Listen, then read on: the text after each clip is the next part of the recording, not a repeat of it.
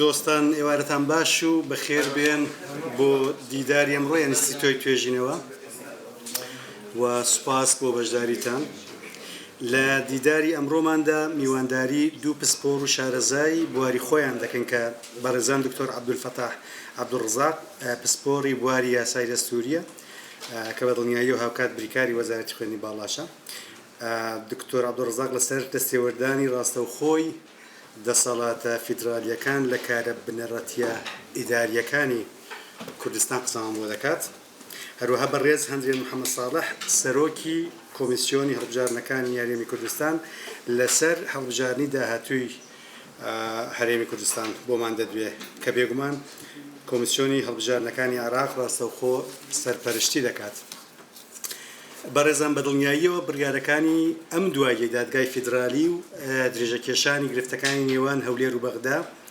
دڵڕاوکێ و نیگەرانیەکی گشتی لای خەڵکی هەرێمی کوردستان دروست کردووە. بەشێک لە توێژەرە سیاسیەکان پێیان وایە ئەم هەوڵانەی بەغدا لە ڕێگەی دادگای فیدرالیەوە بۆ نەهێشتنی قەوارەی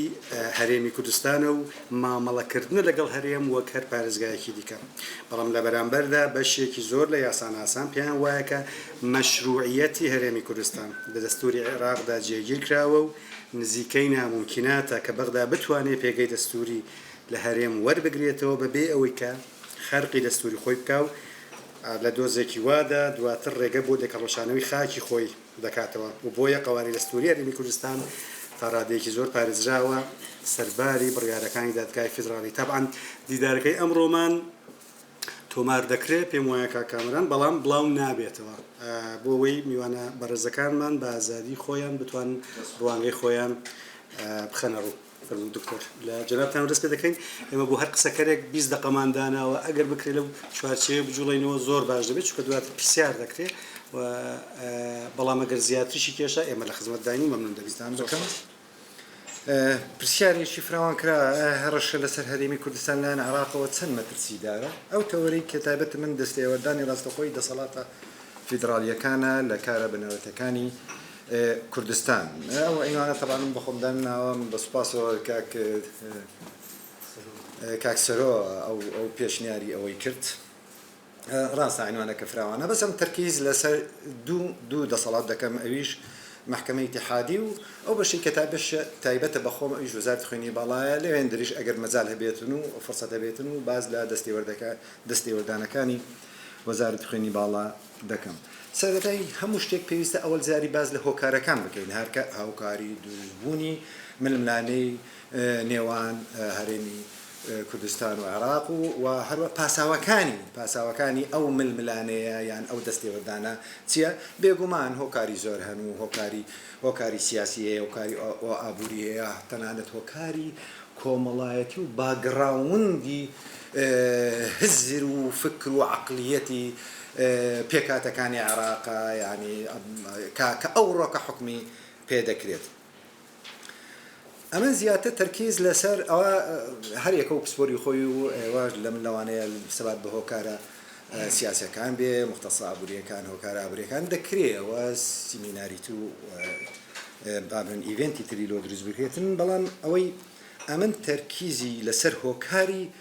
هۆکاری دروستبوونی ململانەیە کە دەکەم هۆکاری کامل نەبوونی سیستەمی فیدرالیە یان طبیعەتی سیستەمی فیدرالی لە دروستبوونی ململانەی نێوان دەسەڵاتی ئیتیحادی و دەسەڵاتی هەرێمەکانە. بێگومان هەر بۆ چاوڕوونی بەڕێزان ئێوە لەوانەیان لە هەندێک وار لە منیش شارەزاتر بن کە سیستەمی فیدرالی خۆی لە خۆیدا سیستەمێکی معقدە دەوڵەتێکی سادەی ئاسایی نییە بەڵکوم بەپێی دەستور هاتوون لە دەستور دەسەڵاتەکانیان تەوزیع کردیە یان دابەش کردیە لە نێوان دوو ئاسی حکومەتی ئیتیحادیە و حکومەتە محەلیەکانە یان حکومەتە خۆجەییەکانە کە پێیان دەگوتێت وەحداتی ئیداری یەکەکانی عەفوەن وەحداتی فیدرالی یان یەکەکانی فیدرالی. مەنزومەی تەوزیعکردنی دەسەڵات لە نێوان ئەو یەکانە لە دەوڵەتێکی فیدرالی ئاسایی معقدە خۆی لە خۆیدا معقدە چ تزای لە دەوڵەتێکی وەکو عێراق کە بجگەلەوەی جگە لە باگراوندەکەی جگە لەوەی کە عێراق لە نەتیجەی فیدرالیتی عێراق لە نتیجەی هەڵوەشانەوەی عێراق دروست بووە نەک یەکگرتن چونکە عادەتەن مەشاکلی ئەو مەشاکلانەی ئێستا باس دەکەین لە یەکگرتن کەمترە لە دابەژمون چونکە دەسەڵاتی مەرکەزی دێ تەنازل لە دەسەڵاتەکانی خۆی دەکە و بەشێک لە دەسەڵات خۆی دەکە بۆ حکوماتە خۆجێیەکە بەڵام مشکلەیەکی تریش ئەوەیە کە یەکەکانی فیدرالی لە دەوڵەتی عێراقی هاوشێوەی یەک نین جیاوازن لە ڕووی طبیعەتەوە لە ڕووی مرکزەوە لە ڕووی پێگەوە ئەویش هەرێممان هەیە پارێزگرایی نەبەستاوە بە هەرێممان هەیە و هەروەها حکووماتی مەحەلیشمان هەیە ئیداراتی مەحەلیمان هەیە تەماشاکەن ئەو جیاوازیەی نێوان ئەو یەکە فیدرالیانە کە بێگومان کاریگەری زۆری هەبووە لەسەر کاملبوونی فیدرالی لە عێراق هەندێکیان هەر دڵێن فیدرالیتی عێراق هێشتان شوبهی فیدرالیەتە یعنی هێشتان فیدرالیتیشی تەواو نییە لەبەرچی لەبەرەوەی تەنها یەکەی فیدرالی هەیە لە ئاستی هەرێمی شەرێمی کوردستان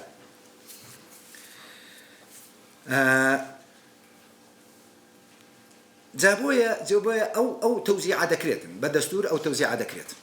بەڵام هەردوو حکوومەتەکە حکوومەتی ئیتیحادی باڵاکە حکوومەتێکە لەسەروی هەمووانە لەگەڵ حکوومەتە خۆزەییەکان هەردەم ململانەیان هەبووە لە هەموو فیدرالیەتەکان ئەویش چی حکوومەتی ئیتیحادی دەیە دائیمەن ئیتیحادەکە بەقووەتر بکاتن بەرەو ئیتیحاد دێ بەڵام هەرێمەکان ویلایەتەکان زیاتر هەوڵ دەدەن بەرەو سەربەخۆیی بڕۆن جالێرانە مەسەلە ئەو مەسەلەی کە ململانەیە کە دروست دەکا خۆر لەناو دەستور تەوزیعەکە کرایە بەڵام چۆن دەستور بخوێنەوە و بە چە عەقڵێتێکیش بخوێنینەوە مەسەلەی تەفسیری دەستور یەک لەو مەسەلانەنە کە ئیشکالیەتی زۆری هەیە لەوانەیە دوو کەس ئەلێرە دانیشی تەفسیری دەقێکی دەستوری یعنی وەکو یەک نەکە و مەحاکمیش هەروەهایە محاکمیش حتا لە تەفسیرکردنی دەقی قانونیش بۆیەش دەبینین محاکمەکان چیان هەیە دەرەجاتیان هەیە لە مەرحەلەی ئیبتیدائیە و پاشان ئیستینافە و پاشان محکەمەی تەمیزە دەبینی زۆرجار محکەمەی تەمیز هەر تەفسیرەکەی محاکمی خوارێ هەمووی ئیلغا دەکاتەوە جابۆیە چێ چەند تەنفیز و چێ دەستورەکە جێبەجێ دەکاتن ئەو دوو دەسەڵاتەن دەسەڵاتی ئیتیحادی تێ حکوومەتی ئیتیحادی و هەر حکوومەتی خۆجیەیی هەر یەکێک لەوانە هەوڵ دەدا تەفسیرەکانی بە شێوەیەک بێ بۆ مەسلحەتی ئەو بێت حکوومەتی ئیتیحادی تەفسیری دەستور دەکاتن بۆی زیاتر یەکگرتن و بەرەو مەرکەزیەتیان باتن بەڵام حکوومەتە خۆجێیەکان هەوڵ دەدەن یەکانی فیدرالی تەفسیرەکە بە شێوەیەک بێ زیاتر سەر بەخۆی بدات لەو سین و بینە بێگومان نزاع و ململانەیە دروست دەبێت بەڵام چێ ئەو نزاع و ململانەیە حەل دەکاتن بە دوو ڕێگا دەبێت دەکرێت بە ڕێگای دانیشتن و مفاوەزات بێتن بە ڕێگایەکی سیاسی و اتفاقاتی سیاسی بکرێتن لەسەر سیغەیەکی معەیەن لە تەفسیر لە تێگەیشتن لە دەقە دەستوریەکان لەو دەسەڵاتەی کە کێشەی لەسەر دەکرێت بەوە چارەسەر بکرێت و زۆر جاریش بەو میکانیزمە چارەسەر کرایە میکانیزمی دووەم ئەوەیە کە محکەمەیەک هەیە لە هەموو نظامێکی فیدرالی ئەو محکەمەیە ضروریە هەبێتن ئەویش محکەمەی دەستوریە و بە هەر ناوێک محکەمەی ئیتیحادی عولیایە هەر ناوێک بێ بەپێی دەستوری وڵاتەکان ناوێکیان لێنایە ئەو محکەمەیە ئیشی چارەسەرکردنی ئەو ململانەیانە ئەو تەفسیرە جیاوازانەی دەستور ئەو نزاعانەی کە لە نێوان هەرێمەکان و لە نێوان دەوڵەتی یان حکوومەتی ئیتیحادی دروست دەبێتن بەڵام بێگومان لە هەمووی گرنگتر چۆنیەتی دروستکردنی ئەو محکەمەیە بە چ ئالەتێک دروست دەبێت چێن ئەو کەسانەی کە ئەندامی ئەو محکەمەیە لە هەموو دەستورەکان دەقێکەیە دەبێت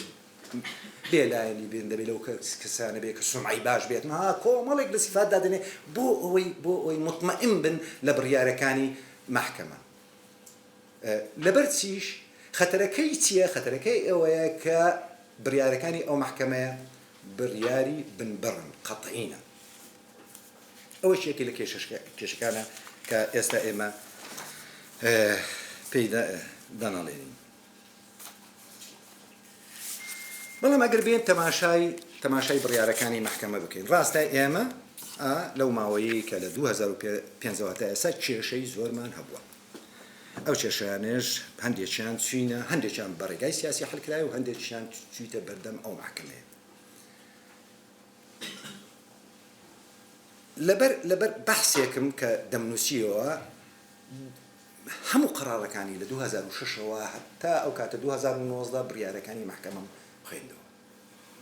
ئیشم پێ بوو یعنی بزانم ئەو مەحکەمەیە بە چ جۆرێک لە تەفسیری دەقەکانی وەرگرتی چۆن بڕیار دەدات چۆن تەفسیری اختصاسەکانی خۆی دەکات چۆن تەفسیری دەقە دەستوریەکان دەکات بە چ مەدرسەیەک زۆرم ئیستیفادە لێ کرد دەتوانم دوو قۆناغ باسی بکەم قۆناغێک لە قۆناغەکان ئەو مەحکەمەیە بوو بەڵام پێش ئەوەی قانونەکە تعدیل بکرێ و ئەو حاکمە نوێیەکان کە پاشان هاتن نەو مەحکەمەی تا ڕادەیەک دەتانم بڵێم بە حرفیەتی نوسوسی دەقەکانی دەقەکان چۆنە بەو شێوەیە تەفسیر دەکەم حتا هەندێک لە بڕیارەکانی دەرێ مەحکەمە بۆی تەفسیری دەقێک بکاتن پێویستە تەفسیری هەموو قانونەکان بکاتن ئینجا دێ بڕیار بداتن نەک لەسەر دەقڕاوەستێت نەک بەڵام ئەوە هەتا 2012 شوا بوو یعنی هەتا ئەو فترەیان بڕیارەکانی معقول و منطقی بوون یعنی ئەو کاتە دیفاعی لە دەسەڵاتەکانی پارێزگەکان و هەرێمی کوردستانیشی دەکرد وەکو ناونا بەڵام دەرێ هەرێمەکان مەسەلەن ئەو پارێزگانێک کە نەبەستراون بە هەرێمەکان ئەوانە بەپێی مادەکانی 115 114 11 و 12 جارێکیان باسی 12شی کرد ئەوانە دەسەڵاتیان هەیە و پێویستە حکوومەتی اتحادی تەجاوزی ئەو دەسەڵاتانە نەکەیانێ بەڵام پاش بە تایبەتی پاش ئەنجامدانی ڕیفراندۆم بەڕاستی ئەو مەحکەمەیە لە ڕێگای بڕیارەکانی لە ڕێگای ئەو بڕیارانەی کە ئەسڵەن ناکرێت تەعنیشی لێ بدرێت توانی تا ڕادەیەکی باش هەڕێشەیەکی گەورە لەسەر کیانی هەرێم و وەکو کیان و مانەوە نا بەڵکوم وەکو کیانێکی فیدرالی لە دەوڵەتی عێراقی کاریگەری زۆری هەبێتن و بتوانی تا ڕادەیەکی چاچیش پێگەی هەرێم هەم لە ئاستناوە خۆیم هەم لە ئاستی نێودەوڵەتی کاریگەری سلبی هەبێت نارێم زعیفی بکە برادرانی خۆمان بە کەلیمەی زعیف پێیان نییە قالبیان پێتێک دەچێت تا جارێکیان هەر باسی ینی گوتم هەڕەشەیە لەسەر ئەوکیانە ینی تەقبولی ئەوەشیان نەدەکرد یان حتا ینی برادرانی خۆشم ینی برادر خۆم تەقبولی ئەوەی نەدەکرد بۆ ئەتیبارەی بەڵام من دەڵێم پێویستە ئێمە واقعەکان باش بکەین و تحلیلێکی چاچی بکەین و بزانین فعلەن ئەگەر هەڕەشای بێتن دەبێت دانی پێ بدەین کە هەڕەشەیە هەتا ئیشی لە ئەوە بکەین کە بتوانین چاچی بکەین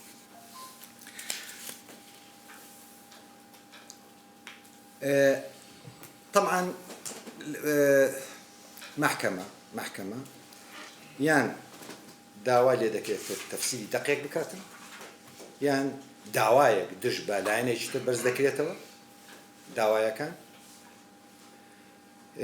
یان داوای ڕێی دەکرێت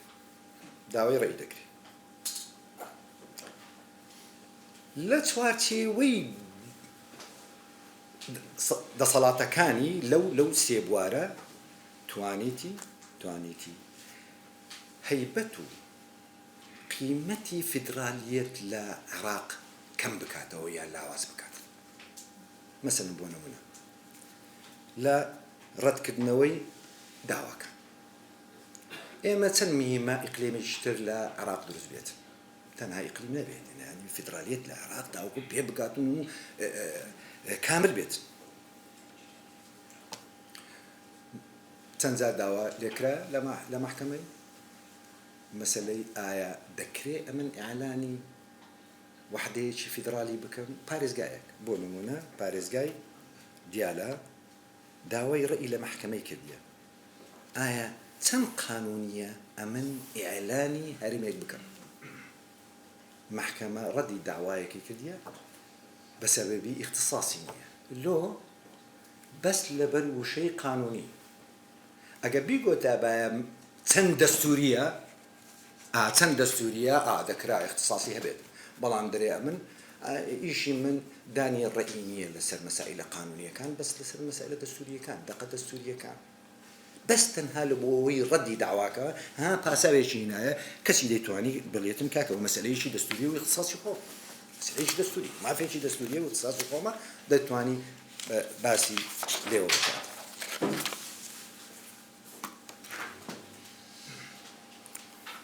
حالەتی تریشمان هەیە ڕەدی داوا دەتوانین ئەویش باز بکەین بۆ کاملبوونی نظامی ئیتیحادی چەند ضروریە سۆتەی تەشریعی لە دوو پارچە یان مەجلیس پێک بێ ئەپەر هاوس ئەن لۆر هاوس ئێمە لۆر هاوسەکەمان هەیە مەجلیسینەوە ئەپەر هاوسەکە کە مەجلیسی ئیتیحادە هەتا ئێستا جێبەجێ نەبوو هەتا ئێستا قانونەکەشی بۆ دەرنەکرایە کەچی يعني حتى سەرۆکایەتی کۆماری عێراق مەشروعێکی تەقدیم کرد لە بۆ ئەوەی مەجلیسی ئیتیحاد دابمەزرێت بەڵام پەرلەمانی عێراق ئیمتیناعی کرد لە دەرکردنی ئەو قانونە ئەو کاتە وابزانم هەر لە مەکتەبی سەرۆکی کۆمار داوایە کرا لە محکەمەی کە ئیمتیناعکردنی مەجلیسی نواب لە دەرکردنی قانونی مەجلیسی ئیتیحاد بەنا دەستوری دادەوێت چونکە پێشێلکاری دەقیەکە یان تەعتیلی دەقیەکە لەناو قانون بەڵام زۆر بە ئاسانی محکەمەی ئیتیحادی کە مەسئلەیەکی دەستوری زۆر گرنگە ئەسڵەن محکەمەی ئیتیحادی خۆی پێویستە پارێزگاری دەقە دەستوریەکان بکاتن و هەر جیاتێک ئەگەر پێشێلی کە دەبێت قسەی هەبێت لە خۆیەوە ناتوانێت قسەی بکات بەڵام داوایەک هاتە بەردەمت تەڵەبێک هاتە بەردەمت ئایا چەند ئەو مەقیفە نادەستوریە ئیمتیناعەکە محکەمەی اتحادی زۆر بە ئاسانی ڕەدی داوای کردە لعدم الاختصاص لۆ چونکە ئەوە لە دەسەڵاتەکانی من نییە تەماشای ئیمتیناعی تەشریعی بکەم صلاحیەتی نەدا خۆی یعنی با بڵێن بەم مەفهومە واسعەکەی دەسەڵاتەکانی وەرنەگەر کەسی لە هەندێک جار بە مەفهومێکی زۆر واسع کە ئەسڵان هیچ دەقێکی لەسەر نییە لە مادە نۆتوسێ صلاحیەتی دایتەخۆ ئێستا دێمە سەری مەسلەی ڕیفراندۆم تەمان گوتی لە صلاحیەتی من نییە کەسی مەسئلەیەکی دەستوریە و دەبایە ڕێی هەبێتن دەبایە دەوری هەبێتن لە بۆ کاملکردنی یان کاملبوونی سیستەمی فیدرالی لە عێراق کەسی ئەوەی نەکرد و ڕەدی داوایەکەی کراوە بزانە کاریگە ئەگەر محکەمەی ئیتیحادی قبولی داوایەکەی کردبا بێگومان ڕەیەکی دە و لەوانەیە سەقفی زەمەنی بۆ دادەنا لەوانەیە ینی وەکو کارەکەی ئەسن ئیمتیناعەکەی بەنا دەستوری لە قەلەم دابایە موقفێکی جوان بوو دەمانگۆت فعلەن محکەمەیەکی ئیتیحادی باڵامان هەیە پارێزگاری لە سیستەمی فیدرالی و سیستەمی دەستوری عێراق دەکات کەچی بەداخەوە ئەوەی نەکرد لە کەیسی ڕیفراندۆم وەرن تەماشای هەموو فەقەرەکانی مادە 93 بکەن یەک دەقی تێدانە باس لەو مەسلەی بکە و نەیتوانیە ئەسڵەن نەیتوانیە ئیشارەت بەو دەسەڵات بەو بڕگەیە بداتن کە حەقی دەداتێ ئەو بابەتە تەماشا بکە و بڕیاری لەسەر بدات لە هەموو بڕیارەکان عادەتەن ئیشارە بەوەی دەدات مادە ئەوەندە بڕگە ئەوەندە دەسەڵاتم هەیە داوایەکان باز دەکەن بەڵام لەو داوایە باسی نەکردیە چونکە بڕگەیەک نییە لە مادەکە باز لە دەسەڵاتی محکەمەی ئیتیحادی بکە لە مەسەلەیەکی سیاسی وە ڕێی هەبێت بەڵام چی کردیە هاتیە لەوەی پاسا و بداتە بڕیارەکەی اختصاصەکەی ئیستنادی لەسەر ویلایەتی گشتی ولايتي قشتي لمسائل الدستورية كان دكاتن وكو قضايا دستوري هر نصك إسنادا إلى الولاية العامة في المسائل الدستورية باعتبارها قضاء دستوريا اعتباري دريو مسألة شي دستورية وأمر قضاء شي دستورية من اختصاص ما برياري شي بوشي ويدا و هر لو كاتو شوا يعني موقفي ئێمە بەرامبەر بەو محکەمەیە و ئەو محکەمەیەش بەرامبەر ئێمە ڕۆژ بە ڕۆژ خراپتر دەبێ و تەمەنای ئەوەی دەکەین و کەیسێک نەچێتە بەردە محکەمەیە کە ئێمە تێیدا تەڕەب بین. با بێنە سەر حکومدان بڕیاردان. زۆر لە حکومەکانی ئەو محکەمەیە ئەگە بێت تەماشای بکەین بە منصیفانە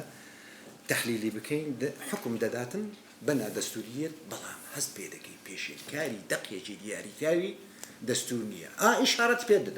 إشارة بيددا ما دكانيش دليل بلام دسيك سر ما دكي ما دك وهانا مثلا بونمونا قانوني نفط غازي خوما كاتك بريادة بعدم دستورية ونيا بعدم دستورية هم قانونك كسي لديس دنيانية محكمة بريار بداتن بنا دستورية قانونك بكامل بلكم بدقيق تندقيق لا يعني تن ماديك نناو قانونك حكم ددا بنا دستورية استنادي لسرتيكية لسر مادة كان 102 111 112 115 121 130 أوانا مخالفة أو مادة تحدادك ياك مادة 102 بخشيتوها كتحديد اختصاص حصرية كاني حكومة الاتحادي كرديا أوانا بس محكمة حكومة الاتحادي بويه يعني صلاة كان اتحادي بويه جيب الزكاة تحدادك ياك بيتن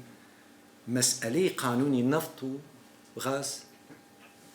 لناو أو مادة زيجاي بكاتوا كاتب مخالفة مكدي باشا باز لمادة 112 دكا كخوي ده أو مادة ضل صلاحيتك مشتركة إدارية شو مشتركة حقوق كان دكا وباز لحقولي حالي دكا أصلاً باز حقوقي مستقبلية هنا كذا كبا مفهوم مخالفة حقوقي مستقبلي دبي لا ده صلاتي من بيه إسناد بس ما ده صوت باز ده كار إيه ما ده صوت باز ده خوي ده دري هر بابتك أجر هاتوا لما ده صوت ده نهار بيه يعني اختصاصاتي حصرين بيتن أو اختصاصك بوح هري مكانه وبارزيا كاني نبسراوا هري مكانه خوي باش اندري اگر مشترك بو او اولويات لبو قانوني هري مكانه يعني من بي ام سي تسون اسنادي لسر او ماده كرديه يعني او هر كفري شي دستوريه نك ايما بيشركاري دستورمان كرديه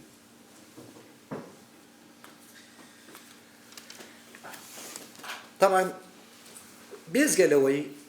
حكم بنا دستورية ددا رئيش ددا لسر بابتك زيادة شي دياريكا ولبي دعوة بكاتن دعوة رأي بكاتن رأي محكمة تفسيري أو مادة يتصل رأي أقل بين تماشاركي حتى 2010 محكمة رأي ددا بس لرأي كان يدا نسي رأي نيدا نسي قرار نيدا نسي قرار رأي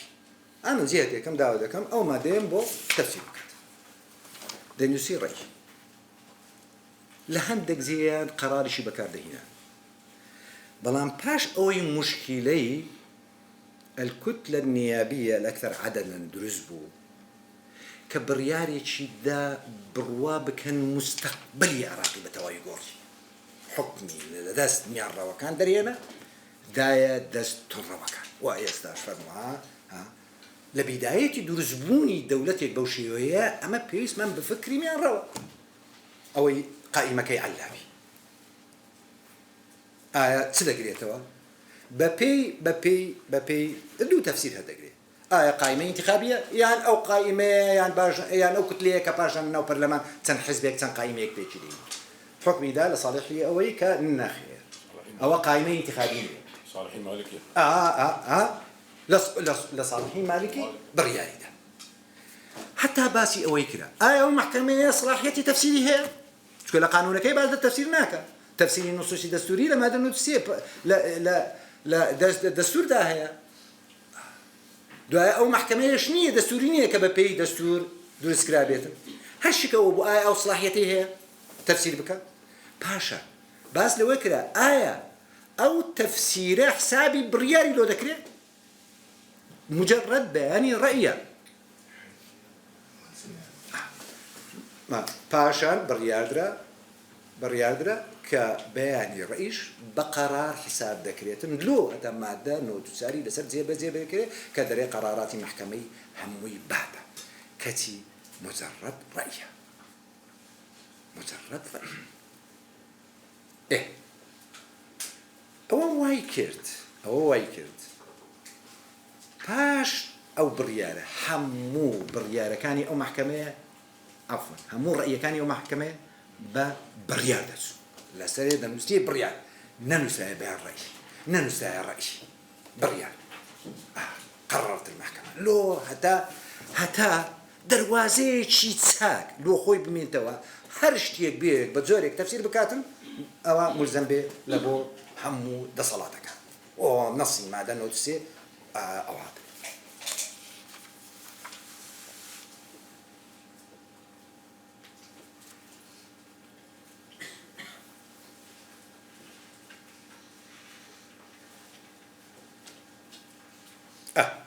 بەکارهێنین دادگا وەکو وسیلەیەکی سیاسی بۆ لێدان لە هەرێم یان زەختکردن لە هەرێم بەڕێزە خۆ یاسای نەفت و گاز لە کەنجی بڕیارەکە دەرچوو کە بەنا دەستوری لە قەلەمدا 2022 وەنەبوو 15/2/2022 وەبوو یەکەم داوا کە بەرز کراوە دژ بە یاسای نەفت و غازی هەرێم لە 2012 حتا قانونەکەش ئیشارەتی پێدایە داوای ڕقم 59 ئیتحادی 2015 دوایە لە 2019 داوایشتر بەرز کراوە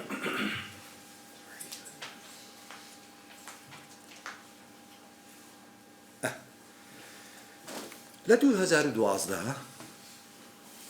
ئەوەکە داوایەکە هاتە بەردەم چێ بەرزی کردبووە حکوومەتی اتحادی مەبەستیشی سوبوو وەکو زەختێک لەسەر هەرێمی کوردستان دروست بکاتن بۆ ئەوەی پابەندی تەسلیمکردنی نەفت بێت ئەوە کرا ئیتفاقیە کرا محکەمە داوایەکەی نواند ئیتفاق داوایەکە بابمێ بەڵام وەکو وسیلەیەکی زەخت سبینیه بکاری بینم دش بهره و فعلا ل 2022 زارچتر و 2019 زارچتر او مسئله نوی کراوه ل پاش رفراندوم اینجا بریاری خویدا ل 2022 و نادستوریتی دکتور bizde kaman teparandılan 15 dakika tüşkil bardak zogri باش خطری او بریارانه محکمه چیه خو بریارانی بۆ دوایی دەرچوو هەمووی نادەستوری و یاسای هەڵبژاردن کاک یاسای هەڵبژاردن خۆم بەلایەکی پێم باش بوو کە بستە بەردەم محکەمەی کە تووشی ئەوە بووین ینی فەراغێکی قانونیش بووین مفۆزیەمەن نەما بوو بەرکار نەکرابەوە چونکە لۆ قەرارەکەی پاشانیش دراویش ئەڵغا کراوە ئەو یاسایە چووە بەردەم أو محكمة ديسان أو برياراني كدايا أو دقاني كبنا دستوري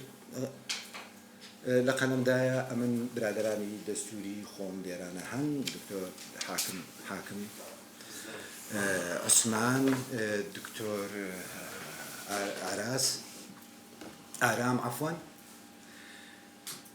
دەتوانین بێن ئەگە بەم سیفانە فکر بکەینەوە یان تحلیلێکی بۆ بکەین یعنی هیچ لەوانەیە کە ئێڵغاکراوە نادەستوری هیچی تەحەدا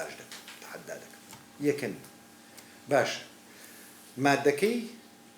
مادەکەی ئەوەی کە دەرێت چار ئەوەل جاری خۆی کردە موشەڕێ ئەوە مەسەلەیەشترە ینی هاتیە دەقێکی بە نادەستوری لە قەلەمدایە و پاشان حەلیشی لۆ دیتەوە و دەقێکی تری لۆ دروست کردی مشکل نییە بەڵام کامیان لە بەرژەوەندی مەسلەی دیموکراسیە لە بەرژەوەندی هەرێمی کوردستانە یەک باز نەبێ یان فرەباز نەبێت ئەسڵەن فرەبازنەیی ینی جۆرێک لە جیابوونەوە و جۆرێک لە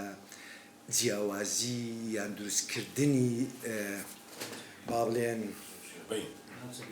ناوچەگەریەتی هەر ناوەکی بدنن نێوان پێکاتەکانی هەرێمی کوردستانی دروست کرد پێشترێ نائیبی ئێمە ئەندام پەرلەمانی ئێمە تەمسیلی هەموو هەرێمی کوردستان دەکەن لەبەر وەحدەی وەتەنی مەسن دێرەنە زۆر جاران درن باز دەکەم یەکێتی نیشتیمانی درن کاکە مەقسەدت چییە درن مەقسەدم وەحدەی وەتەنیەکەیە دابڕان چۆن دابڕان دروست بکات لە نێوان ئەو پارێزگایان لە نێوان بۆ چوونە جیاوازەکان بەڵێ بکرێتە چارباز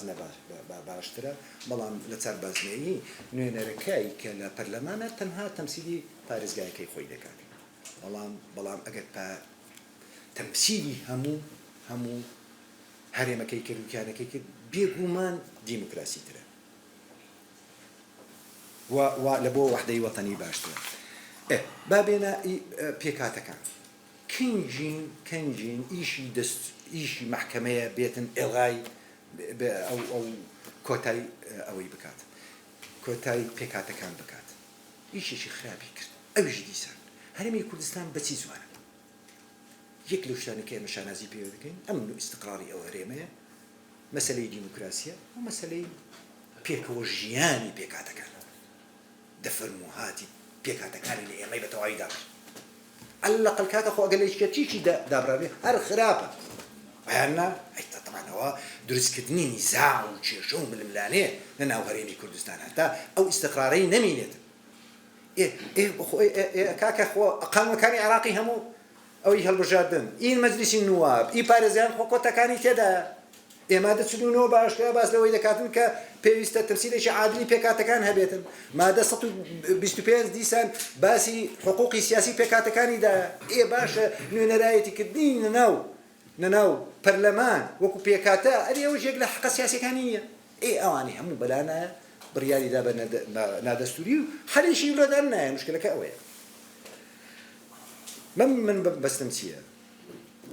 بەڕاستی محکەمەی اتحادی توانی لەو بڕیارانەیە خێری بە تایبەتی کاریەکی زۆر خراپ لەسەر کیانی هەرێم بکات و لەسەر سیستەمی فێدرالی پێویستە دراساتی زیاتر بکرێتن و پێویستە ئێمەش وا بکەین ئەلەقەل یاساکان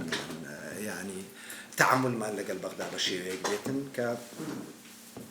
کە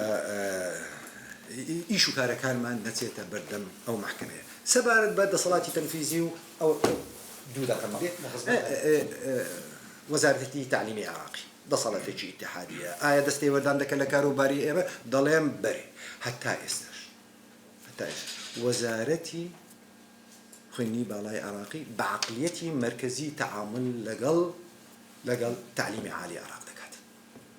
چۆن پێش 2000 نەوڵە ما بين 1992 حتى 2003 قطيعات ونيا نا ما علاقه معنا شلون بيش 1992 بيش درزبيني حكومته برلماني هرمي كردستان شلون تعاملي مركزياني لقل اوقات التنازع كل او صلاح الدين وباشا بو صلاح الدين سليماني بو صلاح الدين بهماشيوا ئێستا ئێمە هەر قسمێک بکەینەوە هەر زانکۆیەک بکەینەوە هەر قسمێک بکەینەوە هەر کولەیەک بکەینەوە پێویستە لوجنەیەک لە بەغدا بێتن تەماشا دەکە ئایا شڕۆتەکانی بەغدامان جێبەجێ کردیان حاکم عوسمان کەچی مەسلەی تعلیمی عالی ئایا مەسلەیەکە لە بندستی حکوومەتی اتحادیە نەخێر لەسەر بندستی ئێمە ڕاستە صلاحیەتی مشتەرەکمان هەیە بەڵام لە داڕشتنی سیاسەتی عام بەپێی مادە 115 ئەگەر مشتەرەکیش بێ قانونێکم دەرکرد ئەوش قانونێکی دەرکرد لەسەر تعلیمی عالی ئەولەوێ ئەگەر خلافە بێ ئەولەویەت لە بۆ قانونی هەرێمە چ زای تعلیماتێک دەکات باز لە شروطی دامەزراندنی قسمێکی علمی دەکاتن دەرێ دەبی تعلیماتەکەی نیش کاکەم بەبێ دەستور مولزم نیمە قانونەکەی توش جێبەجێ بکەم دەستور ئەو حەقەی دامە ئەمن لە ڕووی تعلیم و ئیدارەی تعلیمەوەم سەر بەخۆ بەڵام بڕوا بکەن يعني بو عقلية شوفينية كتعامل لقر إيما دكاتن هيك لقل إيما بيتن بو نوع تعامله وبتايبتي بكتايبتي لو كابينة بروابة كان أمن لسن مسألة كتاب وقلم وآنة سوما بغداد بوت بليا كلو كاكنا يعني واعتراف بلزام كاني أمنا كم سون ليندر باستعلاء واقسي لقر إيما ذكرت قلت من أخي زارة تاو كابينة ما بي ما حتى رجع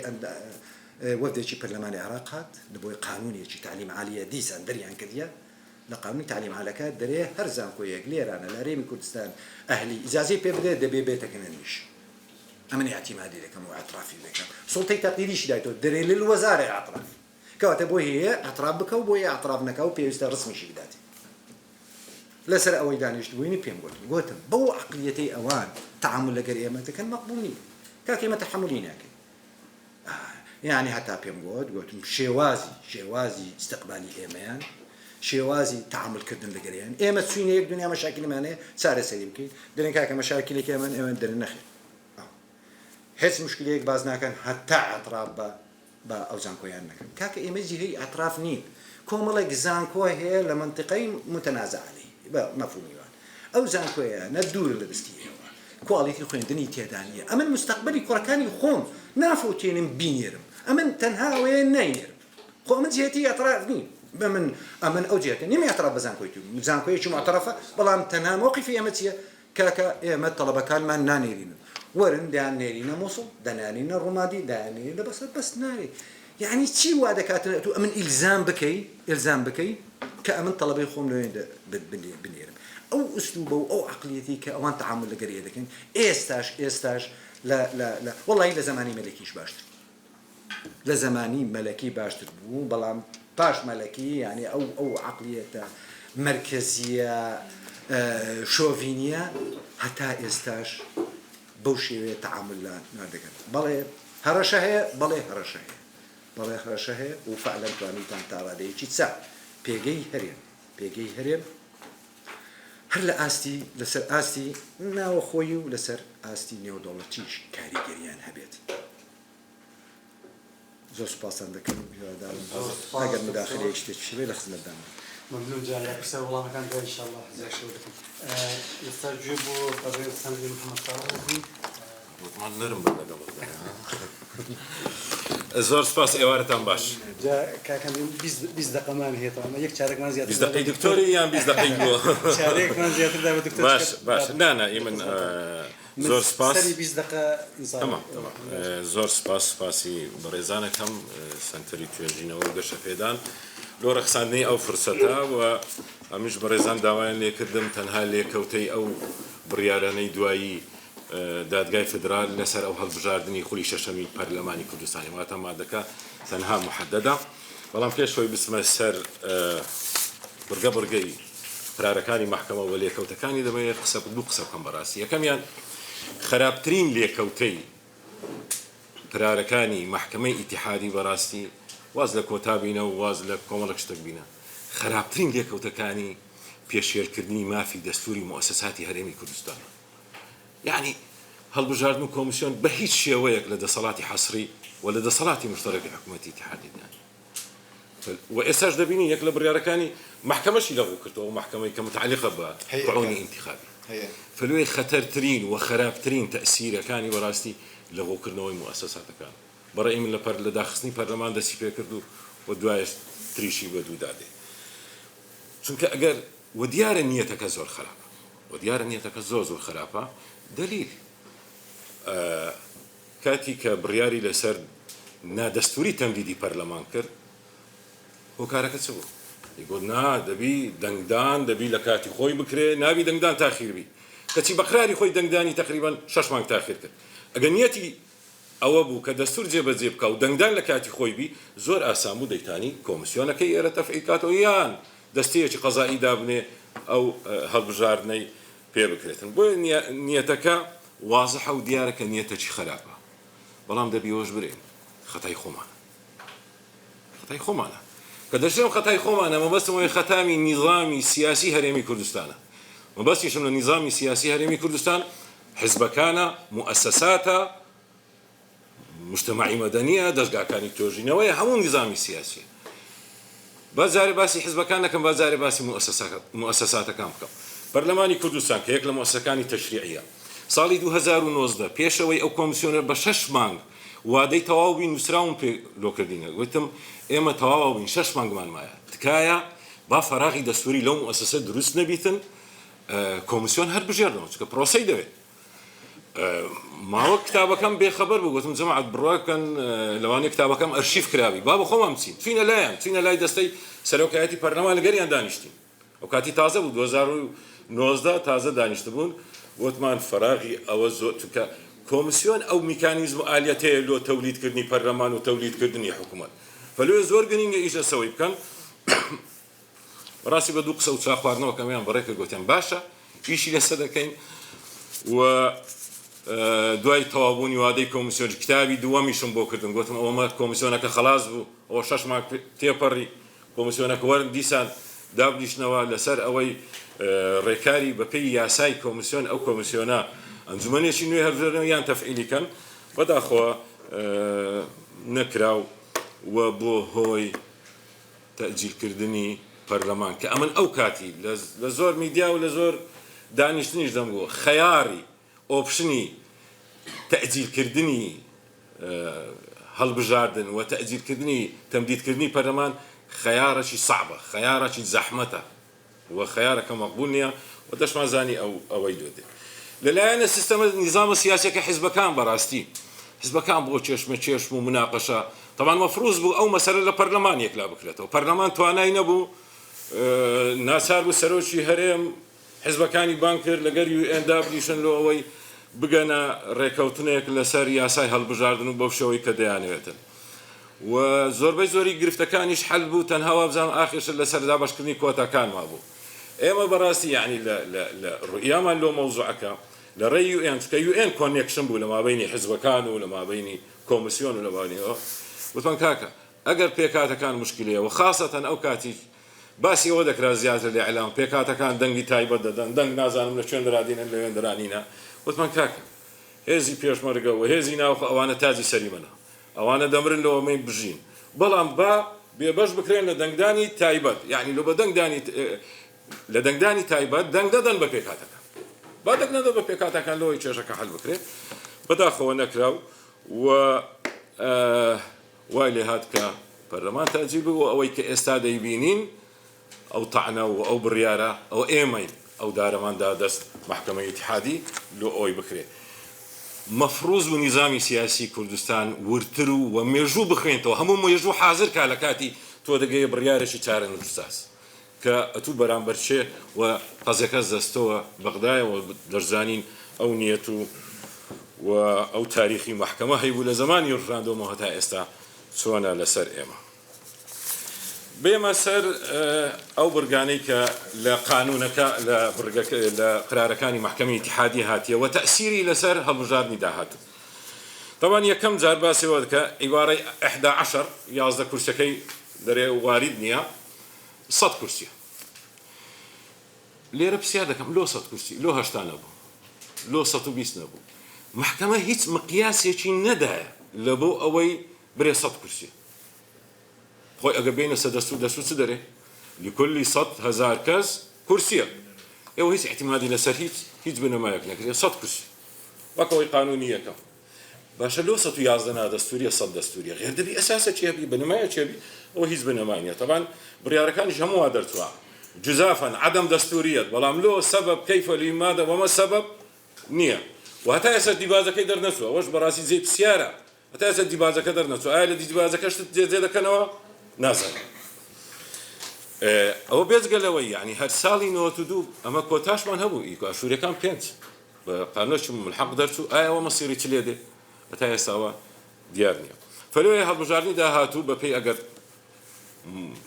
نەسی ئەو قرارە وەرگرین تەنها 100 کورسی دەبێت بڕگەی دووەم لە قرارەکەی باس لە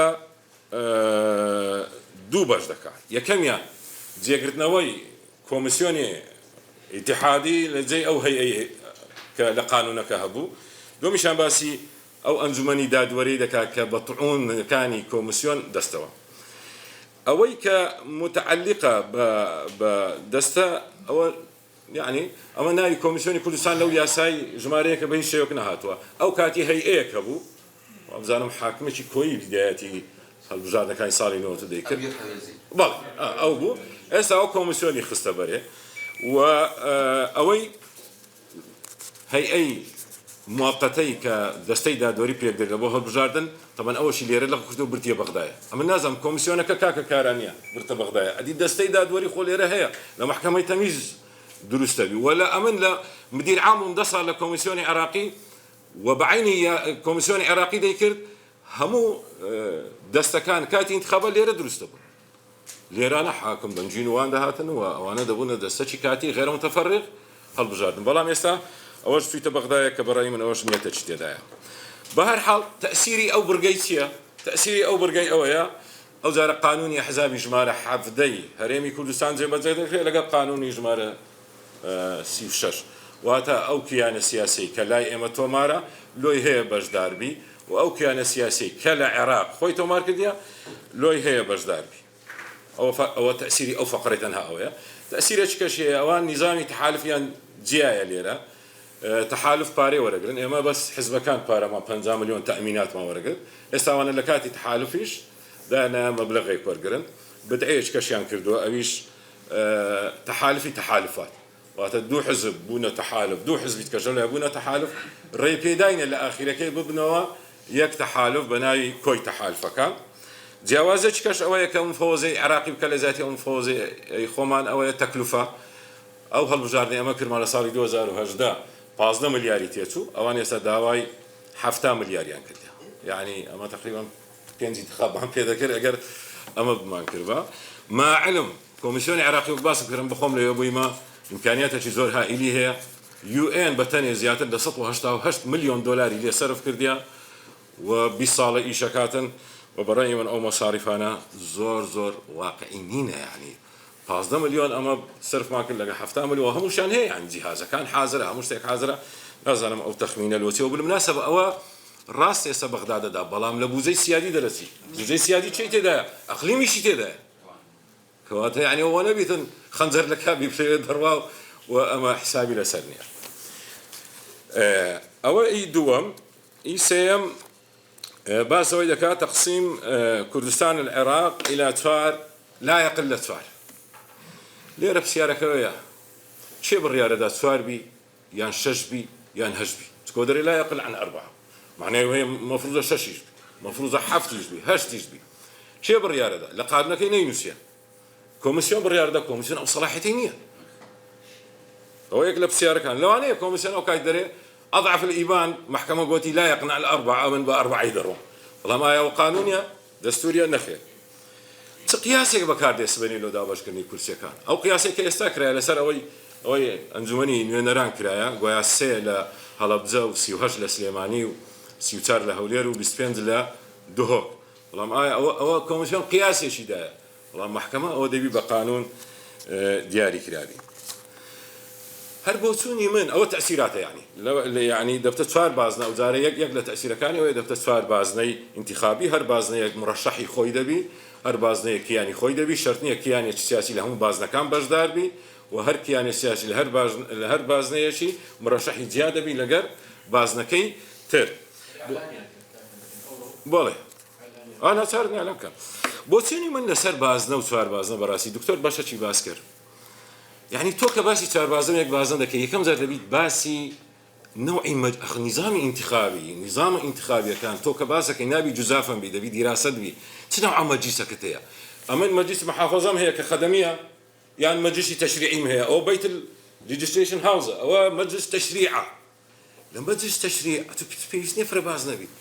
أو تشريعات يعني برلمان دركات مبادئ عامة باسي خليفان وزرايان ويكمل خابورناكا مبادئ عامة باسكة بيت التشريع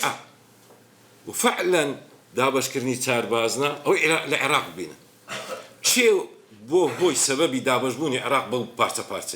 بڕواکە ئەو دابشکردنی حسەی محافظات بوو و پێرێن حسەی محافظات عێراقیان دابش کرد لە یەک بازنەیی بۆ 18 بازنە وی لێ هات کورد بەتەنێ دەنگ لە کورد بدە شیعە بەتەنێ دەنگ لە شیعە بدە سونە دەنگ لە بۆ سونە بدە ئەو جیاوازیە وی کرد گاپ بین لەمابینی ئەو پێکاتانە زۆر بی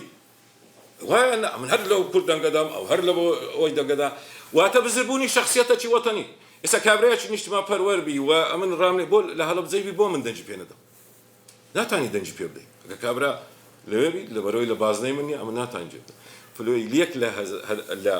لە سبب یعنی یەک لە سلبیاتەکانی ئەوەیە کە ئەو وحدە وەتەنیە و لەمە وەتەنیە تێدا نایە دومیشەوەشی باسم کرد ئەوە مەجلسی تەشریعیە کاکە لە ئەنجومەنی پارێزگا بیکە بازنە بیکە 200 بازنە لە بەرەوەی متعلقە بە تاک متعلقە بە خەدەمات متعلقە بە ئیشی خۆی متعلقە بە کۆنتاکتێک لەگەر هەیە ئی محافظەیە نوێنەری هەبی لە محافظەی ئیشی بە ئاوە ئیشی بە خەدەماتە بەڵام لە مەسائلی تەشریعی بەڕێی من یەک بازنەیەکە ئەو غەرزەی وەتەنیەکە و نیشتیمانیەکەی دەپێکاوە خاستن لە بۆ ماڵی تەشریع ئەوەی تر باس پێنجەم زیاتر نطاق كردستاني هرقرتي ودريكم كيان سياسي تقدم قائمة خاصة تتضمن أسماء المرشحين تحت على لا يقل 6 من النساء أو فقرة تأثيرية أما لها بجارنا كاني بيشتر دمانقو حزب مان هي وليست مان هي حزب أواني حزب أحزاب التقليدية كان بابرين أواني كتومات كان دماني هنا ودش مانقو أجر تو بسر بخو دتي خوت هربجاري ليستي بيدري والله بكاروش مانقو أبي ليست لو أبي كوتاي أفرتان سيلة سطع تحقيق بي زحمة نبي سيناء يبنوس يعني هذا مكاتب كوميسيون شتي هبوكا همو كانديدا كاني مرشحة يحادي كان بسكون أنا وكمو بياوبن لما نقول أتوش سيبنوس استعوا قرايا أو ده تاني أحزاب بجدار بك وليست بجدار بك كدو كسبي سي كسبي سار كسبي ويكسيش بجدار فأو جیاوازی هەیە لەگەر هەڵبژارنەکە تەنها ئەوەیە جاران لە هەڵبژارنەکانی پێشتر دەبا یەک کەس نەبا یەکە خۆی ئەمن خۆم هەڵبژار بە دەبا دوو کەسیشم لەگە خۆم هیناوە ئیسەیەم ئافرەت بە ئێستا نەخێر بە تەنێ دەتانم سێ کەس دەتانی لەگەرم بی و حزبیش دەتانیتن لەگەرم شەشەم باسی نەهێشتنی کۆتا کە تەمان 36 مكرر وهم لغو كرتوا أوانية كان متعلقة بآلية توزيع مقاعد كوتا وأو ديشان بحصي كوتا طبعا كوتاي لغو كرتوا أم دمي قصك كم لسماس كوتا لسماس لي كوتا برزان كوتا بدعكنية ل 2003 دروزبي كوتا تازنية تصور كان لدولة عراقي ليه كم برلمان مجلس نواب عراقي كوتا يزولك هبوا كوتاي صابي أهبوا يعني كوتا لقى دولة عراقي لقى دروزبوني مجلس النواب هاتيا بس أساسك ودرينا دستوري نازل فمسألة كوتا مسألة شكونا ولا همو أو كان هبوا والله ما ولا يدايا وباش تنكر أمنك لأنه تدوجي سان كوتا ما هبوا نازل مصيري سيريا أو بقشتي براستي جیاوازی كاني أو دو يعني قانوني جمارية صالي نو دوي هالبجاني برلماني كردستان أو اللي طرح كي قرارات مجلس أو هذا جیاوازی باقي دي هم إجراء كان وشي خويدتي توماري دنگدران ببايومتري دبي ودنگدان بالنسبة كارتي دنگدان كدائما نظامي انتخابي ولو دنگدر مهمة عيني كارتي دنگدان وبالنسبة دنگدر هيك فرق ناكاتن دێمە سەستەی گشتی ئەوش بەڕاستی سەبەبی ئەو هەموو کێشە و ئەو هەموو گرفتەی کە لە هەرێمی کوردستان هەیە بەڕاستی نەبوونی دەستورە کە بەداخەوە ئەویش لە ڕێی ناتەبایی حزبەکان و لە پێی مەساڵحی خاص و مەساڵحی حزبی لە پێش مەساڵح نیشتیمانی گەورەکان ئەو مەسەلە دواکە و ئەگەمە دەستورمان هەبا کۆمەڵێش دەچۆ سەر سیاقی خۆی سەرسکەی خۆی بەبێ ئەوەی ئەو مناقەشە و دەردەشەی لەسەر بکرێتن دەبا لە خولی چوارام دەبا لە خولی پێنجەم بەڕاستی مەسەلەی دەستور كوتاي بيباد هذا چونکە ئەوە دەبۆ ئەو العصا ئەوەی کە ئەمە خۆمانی پێشوا دەکەینەوە لە کۆتایی دەبێت چەند شتێک بەرەم هەر لەسەر مەسەلەی هەڵبژاردن و آخر قسەمە هەڵبژاردنی حەقیقی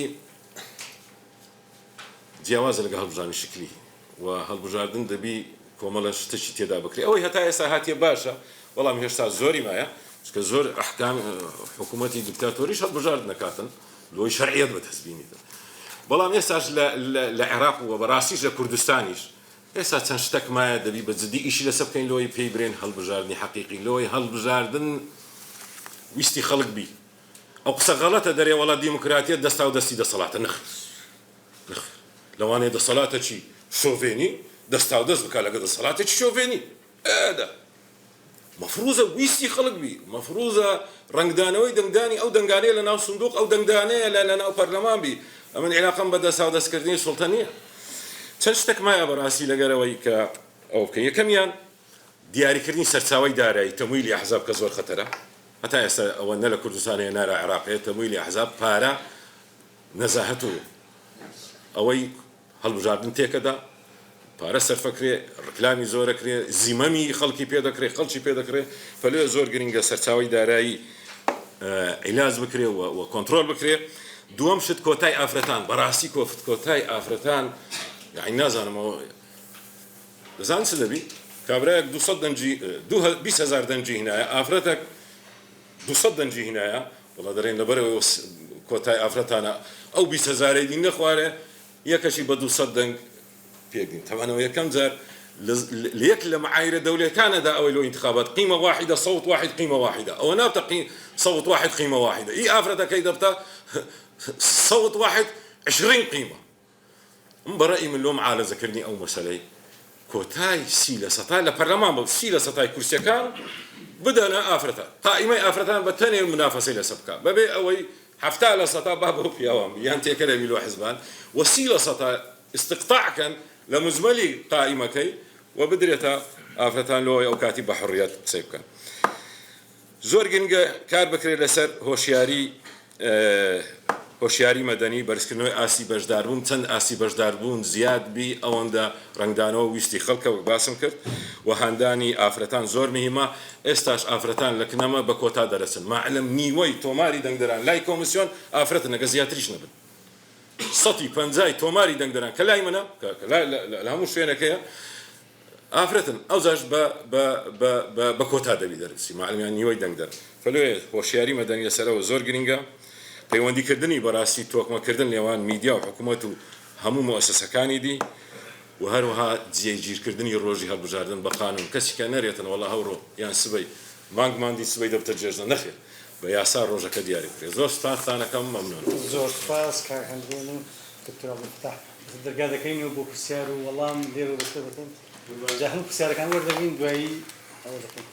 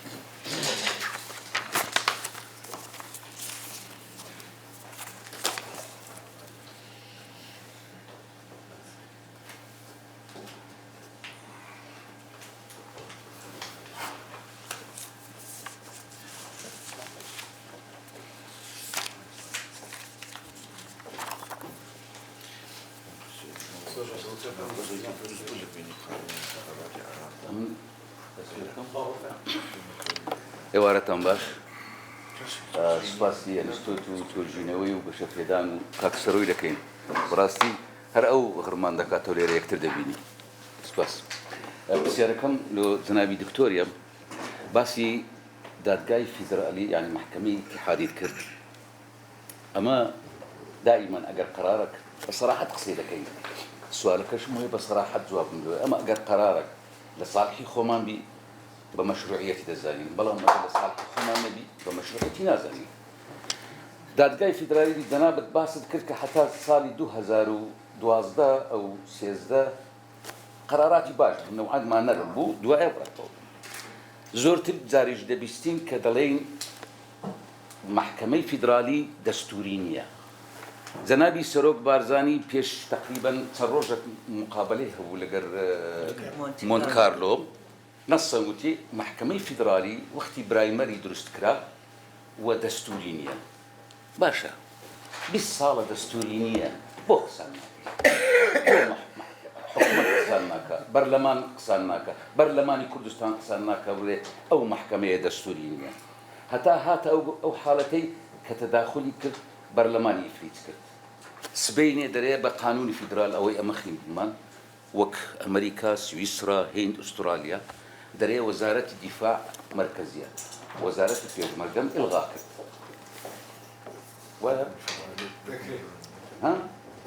بۆ ئێمە دەستورەکماندان نەبرێن وەزارەتی پێشمەرگەمان هەبی تەسبیتی بکەین لە ئەو هەر حرسی عقلیم هەیە لە هەر لە دەستور هەیە باش ئەمە مقەسر نین کەمە قسەمان نەکردن ئەو دەستورە جەنابی سەرۆکیش فەرمووی محکەمە دەستوری نییە بۆ قسەمان نەکرد سپاس دکتۆر گۆڤن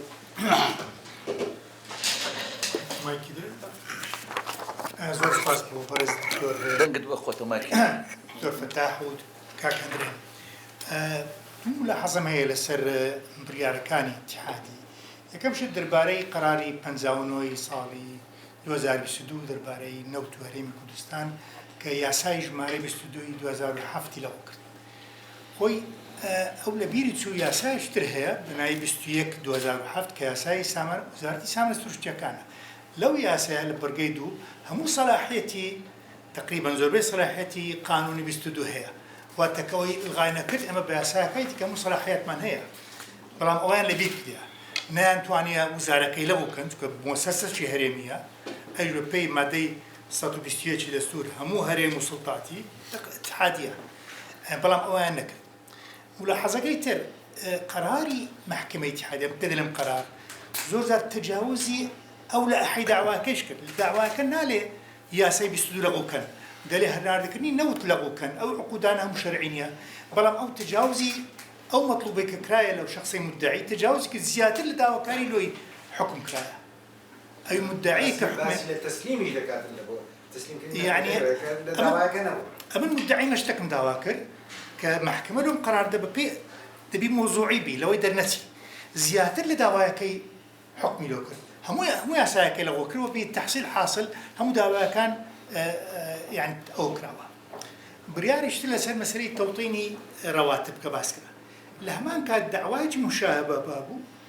2021 لۆ هەمان محکمە ڕەفع کرا ڕەدی کرا باعتبار عدم الاختصاص کە ئێستا عینی مۆزوعەکەی عین بابەتەکەیە بڕیاری پێدراو و اعتباری کرا بە قەطعی والله دكتور دست خوي بأجنية إذا نكتب زي مختصر مسألة توطين ما تيبي هي كم زعلة بالضبط وطنية كان خوي توطين لغويا غلط التفسير توطين مقصد يعني مركزية لغوية كابتور عين مصطلح حياة للسعودية بكار توطين لوظائف سو كزور عمالي وافدة هي كدرين توطين معناه عمالي وطني زي قردك بلام أقرأ تطبيق الليرة معناه بيشان مع شكان وطني نبول كوات هريم دروي وطنا أو معنايتي يعني تفسير شيء خراب ذكري يعني توطينك بمصطلحيك بكارهن رايا جعلها مركزية نك وطنية كوات بس مركز وطنا أو يتر أطراف وأقاليم وطنية لو داري أو مصطلحها معناه إيش كايبتينية نقول تبي داريك جواب ده بس توطين بمعناه جيكرتنا بروجا أو خطة مهر هموي ترجمة ذاك بالاجتماع كردن اجتماع كردن يكاك جيكرتنا يعني شوي لو توطين تثبيت إعادة توطين اللاجئين رغم توطين اللاجئين في فرنسا نجي إلى شوي وكان ما بستكل ويدا لا يلويا لما يدوا فرمان بدي كردستان ليك شوي قارة وردايتين أيش أو بانقيكا سبب خوينا أو أنت يعني ذكر أو ما بستكل توطين اجتماع فرولي اجتماع كردنية يعني اشتجابونية والله خمسة ما شرج رجع هم البوق لدا بين اجتماع كردن وبين اشتجاب كردن كوانية أتوقع على بنازاني أو ترجمة مكان توطين بمعنى جاي كردنا بكردك بالضبط يعني شوين قيا كردنا أول شيء عملت يبيني ذكرمو أقام ليتي حكومة كردستان نماينده كان ما لبغداد إزبا خشام بلاي قانون هنا ده هل هم الخليج دامستان كانوا چارەسەرکردنی کێشە قانونیەکان لە ڕێی سیاسەتەوە بوو کەچی دەکرا بە پێچەوانە بیتن لە کاتێک ئێمە زۆر بەهێز بوون هێزەکەمان لەوە پشتیوانێک باشمان هەبوو سەرۆک وەزیران و وەزیر دفاعەکان لە فڕۆکەخانەی هەولێر سڵاویان لێک دەکرد لە زۆر گەڕەکی ئێمە لە ڕووی ئابووریەوە دەفتەری دۆڵار سەمای دەکرد ئەو کاتە دەمانتوانی ئەو سیستەمە فیدرالی کە ئێمە شانازی پێوە دەکەین لەسەر یەک لەنگ ڕاوەستایە ئێستاش تووشی نەخۆشی شەگرە و گانگەرین بۆ هەر ڕۆژە و دووسێ پەنجە لێ دەکەینەوە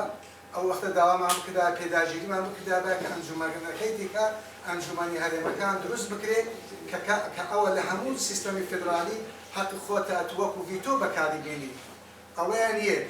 ئەوەی کە ئەمن بۆ خۆم بیستم لە قانون باڵێن تعدیلی مەحکەمەی فیدرالی ساڵی 21 سەرۆکی کتلەی پارتی ئەو خاتونە بەڕێزە زۆر بە ئەتیادی لە تەلەڤیزیۆن گوتی دادگای فیدرالی لە بۆ ئێمە گرنگ نییە بەقەدرای ئەوەی بودجە لە بۆ ئێمە گرنگە ئەو بودجە گرنگە ئەوانە هەمیشە وا لە کاتی ئەتوو گفتوگۆ و دانوستاندنی سیاسەت کێشەکە لە بۆ دروست دەکەن تا ئەتوو نەگەڕێەوە سەر کێشە گەورەکە ئەلەوەیەوە مساوەمەمان کرد دقەت لە بۆ پێکهاتنی مەحکەمەی فیدرالی مەحکەمەی فیدرالی بەپێی ئەو تعدیلەکە کرا لە ساڵی 21 و قانونی 25ەکە دەڵێ ئەلەوەندە ئەندامە پێک دێ بە کۆی ناڵێ بە کۆی دەنگەکان هاتن لە بەخاتی ئێمە ئێستا قانونی فیدرالی دەرێت لە کێشە ئاساییەکانی نێوانی ئەوەی کە لە بەرلەمانی عراقی دەرەچی بە ئەغلەبەی بەسیتە بە ئەغلەبەی ئاساییانی 51 بەڵام کێشەی حکوومەتی هەرێم لەگەر حکوومەتی ناوەندی ئەو وەختە بە ئەغلەبەی دوو لەسەر سێرە ئەوە وایە قاتی ئەمانگە ئەو وەختە خەڵکی ئێمە لە مفاوەزە لەسەر ئەو فەقرێدایانتانی پێداگری بکەن بە کۆی دەنگی ئەوە دەبووە حەقی بیتۆ هیچ یاسایەکتیان دەپەڕی بەبێ ئەوەی کە ڕەنگدانەوەی لە بۆمەنەوەی تەنیا چاچە لە بۆمەنەوەی تێبینیشکەم هەیە بەشێکی زۆر لە خەڵکی ئێمەمانە کە دەستە بەغدا لەگەڵ ڕێزمەیەکە با بڵێن اختصاصی هەیە بەڵام کاکە تو اختصاص لە قانونی دەستوری هەیە بەڵام اختصاص لە قانونی موازنە نییە لە قانونی مالە نییە ئەوانە هەموو دنیایەکەن لەو گۆڕی دەچی بە ئەلفۆنامەک ئەوە دەکەین هەموو شتەکان دەگۆڕێت بە ملیارد دۆلار زەرە دەکەین ڕاستە ئەمە قانون ناسمان زۆرە لە سای ئەو هەموو کۆلێجێکە لە هەر گەڕەکەچی لە شارەکانی کوردستان کولێکی قانون کرایەوە بەڵام قانونزانمان نییە ململانێ بە زمانی عەرەبی لەگەڵ خەڵکی نازل بەلار ڕەبکاتن کاکە ئەوانەمان نییە خەڵکی خۆشمان ئەندامانی پەرلەمان شەرم دەکەن بە زمانی کوردی بکەن کاکە تو پرۆفیسۆری لەو بابەتی خۆت بەڵام ئەگەر نازانی بە عەرەبی قسەی لێ بکەی نێرومێلێک ناکەی لە پەرلەمانی عێراقی دانیشتی باشە با بە زمانی کوردی بی ئەو وەختە مەجبور دەبن وەرجێڕی زمانی کوردی لە ئەکادیمیای کوردی تاقیکردنەوەی لێ بکەن و لێ دابدەین ئەوەی کە هەیە یەک پرسیارم لە جەناب تێکا دکتۆر پرسیارەکەم ئەوەی ئێستا لە قانونی نەفت و غاز لە پرۆژەی قانونی نەفت و غاز بێت سەبت ئاوا دەڵێت وەزیرە سامانە سروشتیەکان ئەندامی ئەو لیژنەیە دەبی ئەو لیژنەیە دیسانەشنێ بە دوو لەسەر سێ دەرەچیتر کەواتە هیچ مەفهومی نەما ڕاستە ئەمە ئێستا دوو حاکممان هەیە بەڵام کە دەڵێت دوو لەسەر سێ خۆیان دوو لەسەر سێ و نیویشیان هەیە ئەگەر ئەو دوو حاکمەش نەبیتن ئەگەر خەڵکی ئێمەمانە ماوە کە بڵێ ئەو محکەمە دەستوریینە یان لایەنە سیاسەکەی هەیە قرارەکە سیاسی ئەو وەختە تو دەتوانین لە ڕووی دەستوری و جەناب لە من باش زانم مامۆستای بنی ئەو وەختە کە هیچ بنەمایەکی قانونی نەبی کاکە ئەوانەی کە دەنگ دەکەن هەموو بنەمای دەستوری هەیە لە دەسڵاحیاتی حەصری محکەمە لە دەسەڵاتی فیدرالی باز لە تەمسیلیەتی خارجی دەکرێت کەواتە سبەینێک فەقەرەش کە دێن نەبوورە لە ڕۆی محکەمەوە هەموو تەمسیلە دوو لە باسیەکانمان لێدەستینەوە دێنە سەر وەزارەتی پێشمەرگە و دامەزراندنی سوپای سنوورەکان هەموو ئایدیوان دەبیتن لە باشی سێم لە باسی گومرگ و باسی داهاتەکان دەکەن ئەوە شەر دەسەڵاتی حەصریە کەواتە ئێمە لە مەبەستەکەی من لە سەرەتاوەیە ئێمە لایەنە قانونیەکانمان ئەوەندە هەڵ نەگرت تا هەموو گرفتە سیاسەکانی خۆمان بە قانون چاچی بکەن کە کاتێک ئێمە دەسەڵاتمان هەبوو قووەتمان هەبوو نەماتانی هیچی لێ بکەن هیچ کەسێک بەیاقی لایەنە یاساییەکە نەدا ئێستاش خەڵک لەگەداوی دەستە بەغدایە دیسانە کۆ دەڵێن فەرقی بەینی نێر و نێناکە لە بۆ کاکندرێن یەک پرسیارمەیە کاکندرێن بە پێی ئەوانەی کە جەنابەت زانیاریت هەیە ئەگەر ئەو خەڵکەی لەسەر پێکهاتەکانە خۆیان هەڵبژێرن ئەوەندەیان هەیە ژمارە لە کوردستان کە دەنجی ڕاستەقینەی خۆیان بین و ببن بە نمایندەی ڕاستەقینەی خۆی پێکهاتەکانی خۆیان ئەگەر 20,000 بێگە 30,000 دەنگی لەوە هەر کورسێ هەیە زوو وەڵامە دەمەوە زۆر سپاس قوربان ئەرمان بە 600 دەنگ دەرچوو بەسەر بەچێ وەردەگرێت سپاس بۆ برادرانی و سپاس بۆ ئێوە من كم واحد بسالم نيا كم فوش يعني هم بيك وسداني شتين هم أنا معنا كمان هي هم أنا ودزاني برام استا لا فرق تازة كا ومول العراق أوي أرحاكم قلتي أجر يما الوسطمان لسه قد ميزانية كلا بس يكدني خلق يعني بستانا ناتين أو مستعداني كان عندنا كتابة كذا في البرلمان معنا سرقات علم معنا حكومة معنا بستانا شد ناشرية لا هو الناشرية حسب كم نما أنتواني هذا السيب كين بو بردام بالنسبة تا آخر شيء أو تحال في الساعة ما بشر شيء من تاريخه عراق أو بو هذه الدبات خوشمان أول كسر كم استعداد لا تشوف بسبب كينوان من هيك توضيح بنية يعني من دستوشتاني اللي هو توضيح أنا جرالي كينوان برام هيك حتى هيك رد فعليك لهيك كسر هو النبوة لغيره مثلا شرنا خوكرا لبرلمان معنا حزب الله بشك ببيقر عن مخوت دابو لو بوزا بشك اعتصامي رتي شريعة دستوشي بالك باش هر سنة عندي زاد بارتي كان هاد بارتي بنا برلمان يشتي كانش كنت كم داش في لقاء كنت دستوشي بيا كردون جوابي إيما وقف دي أحزاب تشيل غير بارتي شتي شر السلم يكفون بيشتي قصب كاكا مغرض من هذه الولاية إيه تزيع اعتصام الدفاع كردنية لحزب حزب وأولاد كاودة اليوم نما أنتواني كابريابوتي لمحكمة قرار قدرتوا بهمو ما جلت بانا كل رجال البرلمان بكاكا محكمة لا شرعية هم استبدان زرابة أو قانوني بازك هم لا قانون مش غزالي اعتصام كاكا كمان برلمان سورمان شيء توان دبابة بين وزارة البرلمان بابين باشا بالبرلمان بيدن ولاية السلمة محافظات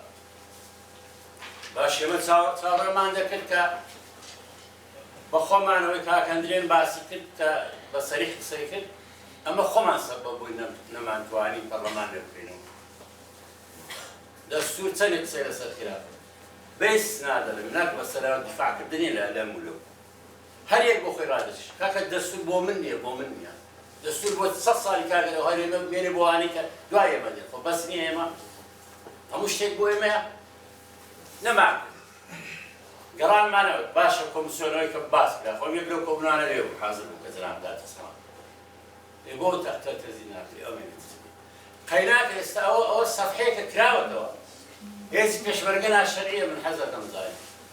لو روجوا في إقرار راحش الشعبي دروس ده بميزانية دريك دو بدرولي ما هو الإنسان خير هذه بيشمرقة أو أنا حاكم هتا دوني بير لا يوم يوم بالبلاد لا شو باسك من كام يوم باسك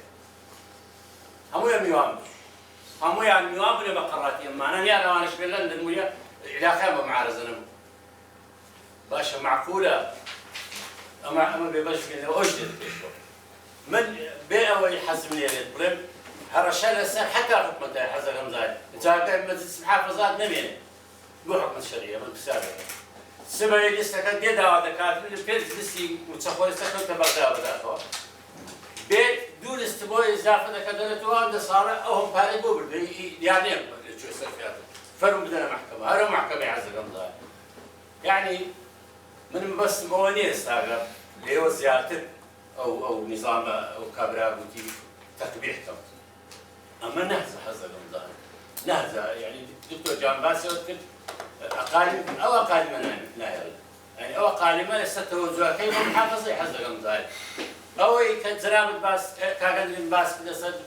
زراب باس كده صد موتى لما ودوا زور خلق تواني قائمة وزارة الباس ليدنا يا وزارة بابس قائمة بقى ليدنا تقدر موضوعك أنا إلى تقول دستور ونظام ستينيا دبويا من أويك ما بس مقليل كم لشوني كشبو ما يقصد من حزب رمضان فهات ما تيجي زيادة خلش أكاديمي اللي هذا الشيء إما لبديل يقول من باشا يعني أو شرب الدوام من حزب رمضان شرايا كي ميد توب الدوام عراقي راج روج بدادي إما ليه الدفاع ده بالعراق كي يعني بس دفاع القومان كي شلون هذه ساعات بشر شيء همانان جاين صون دزانين أو دورتين دور بمانشي چه عراق دەکات حقوق نایە حقوق بۆ برادران دارش نافرەتان تێبگەن یان دەمانگەڕنە قەرنی وستا نایە ئێستا بەشێک لەو قانونانە کە باز دەکرێت خۆشە سنتەرێک یان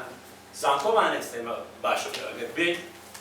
حاڵەت بە حاڵەت وەریگرین گراسەی بکەین يعني أما هالشيخ وما من يقال حزب بعثة لحفتاخ وتجنز بينه وكذا زود السياسة تشتين ده ليشين شارع عسل خوش بس شارع باسي لك حفتاخ اتفاق معك حفتاخ اتفاق أحمد لك من نعم داخلكم هاتم يشتك درستين بهموما ريعام يشتك درستين غير ورسمات هيك أنا حكم الدار تيجي أما موازنة مع كل دواي بينتان شرع على سفر سكلي اتفاق الزايد بدواء ده أوجبوا من كم قناعات شخصيكم الشرع العراقي لاني بدوس هر أوجبوا تنازلا قبل تزيد أو حزكم زاد أو سلسلة كبيك هو أم شرط كونا بالقصان بايم واسلو بين مثلا بسعر جلسة الأويا أو هم خلق قانوني معنا باوها بويه ما جروب ليش قانوني ما داني كهجرة بارتي يشتو بين كيف بس تعبير فادني لبينهم شو عندنا تعبير عام بو خلشي بكين السنة أول كأمنا شريتيك هيا السنة الأخير لا نتيجة شباب ما بيت بعد سنة بغداد دفاع كنا من داري من أول حاكم ودي برلمان دار كان من هنلي أنت برامو مرحلة تازة هاد مرحلة شرط خلشي كيدي حزق أمداني بتوانا بيت مان إما نتين هربلين أول شرعي بس نجير بالي ولا مسألة لا يسلوكاتي هذا مش بيت سمباسي يعني ناكر بتوجه مش شيء رازي بي همش ناشرية يعني إما هالخوما هو كل ناشرية حزق من الأولاد هاي جابيو بيقولون أنا بويا قد بكر الدروي الأمريكا همو ما عن بيكرو مثلا مرامن فيهم عن تكب محافظ أنتم من بارز كان بأسان حل كاك بو ولا من حلنا تصدق جد تصدق هي زيانينا هي زيانينا أصلا ما حزق أمزار هناك يعني بيعتبر هتاخذ في الدروش باش على الأقل مدنيا مقتلت باواز حكمت بين باواز تشفرق بين خوما تستعبي ذكرتنا وسمعتها أنا ريعام يدرسكين على الأقل خلق بيت السلوعي خويك أما ختلي شي قورية موضوعها الأولية بس هي ما كان آمين والله يحتاج كلها يوشي نامين حزق أمزار بويا من كشناري من أوي كلم منزل السليرش ولو ذلك لقاها كان سلو باسم كن فيستيمان بجروبها فيستيمان بجروبها شو جروبش قانوني معنا بيت الدستور بزاني بين أو موضوعنا بكين الموضوعي خلق لهمان كاتش لريوع لهمان لايف كينو همان كاتش إما السنة فرصة تقدر بابا ما خدش شيء يا سناس بابس بالدروي غرفة المحكمة بتسنق حاكمة كذابش أو هيئة تدابش أو استعلاء هم الحق حقنا قبل اللي حدنا حق يمني من التكبار جد فعل بالكاتب باشا لا من سباس زور سباس سكان داخل هم قريبين بس والله كانت منظور كم بردم دما يعني متى شش يعني ذاك بير صعد كذا كأريان استا سيارة إذا شن مداخلة كانت مكتلو وتبل بعمل داعي مش زعم ذاك البزيمن لا هو موضوع كوني بعامة بدواني دس بكينه وكذا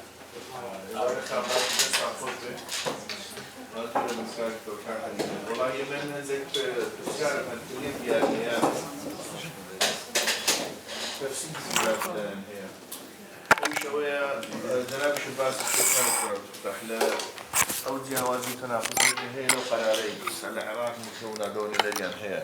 يا لاني كم دم الراوس تابع هتاو خلي برلمان تو دبي وجو قراري أجر بيوش بابي خاطر ساعتي وشي منطقيش برايمن لقانون يكيو جناب تنديزان يعني هروح بهات بابر استا أما لو جوازي داي أو تنافسه هي لبيني أو إذا هو كسي يعني شو مؤسسة كده شو سلطة كده دعوة تفسيرية كده بكرة دعوة شرحية كده بكرة أو يك يا استوي ك أو ك نعم نظام رئاسة الجمهورية دعوة تفسيرية كده كرة تنشك إسلام بدو قانون دار العراق ونيا لله هم حساب سياسي أنا قرر لو عاد فوش تشتين ذري من إسلام هم أنا قانون يكمان يوم مكونات هم رئاسي باش دارو سياسي خوان دكان وتاو چند روزك بيشي استشوا او جنابي شد باسط كده انه سكاني خدا و او تناقضات شيء يعني كوم على جدك التفسير يعني لو شيء قابلني لبطعن بس او يعني شيء ادي بالنسبه او سوێند خواردنی سەر و کۆمار و حامی دەستور و ئەوە لەوێن دەرێدا چ ڕەبتێتن مەسەلەن بە بەلاغە بە بەیانە بە تەدەخولە بە تەوسێیە بە چییە ئەنی ئەدی شتێکەیە پێی دەرێن ئەوەی عەدەم دەستوریێت لە خلالی قسەکانی جەنابتان چەند جارێک عەدەم دەستوریێتان ساخ کردەوە معلوم عەدەم دەستوریێتی شەبێتن دەبی قسەیەکی دیکە شەبێ ئەوەیان ئەگەر ڕەئیت چێ پێم خۆشە لازم ئەگەر هاتوو کاکەندرێن ئەمە گەشتینە مەرحەلەیەکی دیکە و انتخابات کرا بۆ مقیاسی جەنابیشە دەرێکە نییە کە دەبوو 100,000 کەسێک بە ئەوە بە فلان بە ئێمە بە چه ساغی دەکەینەوە سەر حتا ئەگەر هاتوو ئەو مشکلانەی دیش حەل بوو هەچ کۆمیسیۆنی هەرێمیشی کردی ئەو لەوێ چی قابل لەو قانونە پێداچوونەوەی بکرێت تعدیل دەکرێت ئایا لە ڕووی فەنیەوە کو تەقسیم دەکەن هەر پرسیارەکانی خۆتە بە جوابەکەم دەست نەکەوت سەرەن بە ئەگەر وا بوو دیسان بە ساندی خۆی دەبی یان بە ئەکسەریەت دەبی بە بەسیتە دەبی بە ئەکسەریەتی دیکە دەبێت ئەوەیان بوو ئەوە لە کاتێکیدا کە هەموو شتێک حەلیش بوو بێ حتا آخر شتیش ئەوەیە وڵا دوو پرسیارمە یەکیان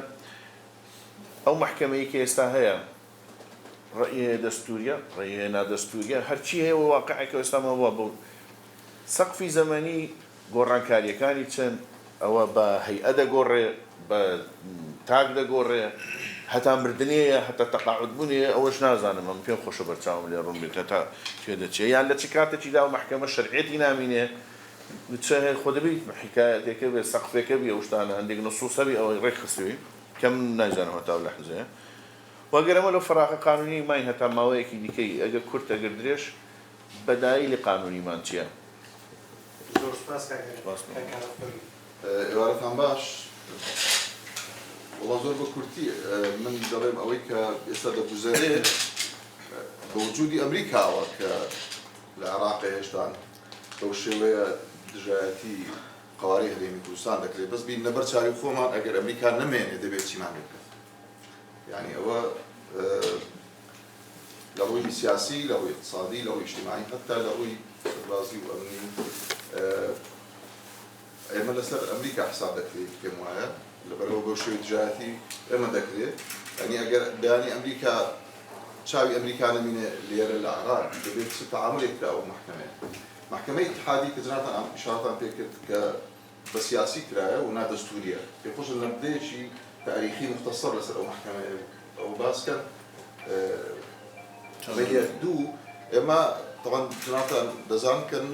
نۆ حاکم هەیە لە محکەمەی اتحادی دوویان کوردن لێکەوتەکانی کێشانەی دوو ئەندامە کوردە چی دەبێت ئایا محکەمەکە تەعتیل دەبێت کە یاخود دەتوان شوێن گرە و دابنێن و شەکانیان ماشی زۆر سپاس زۆر سپاس کاکارۆخ بەخشەکان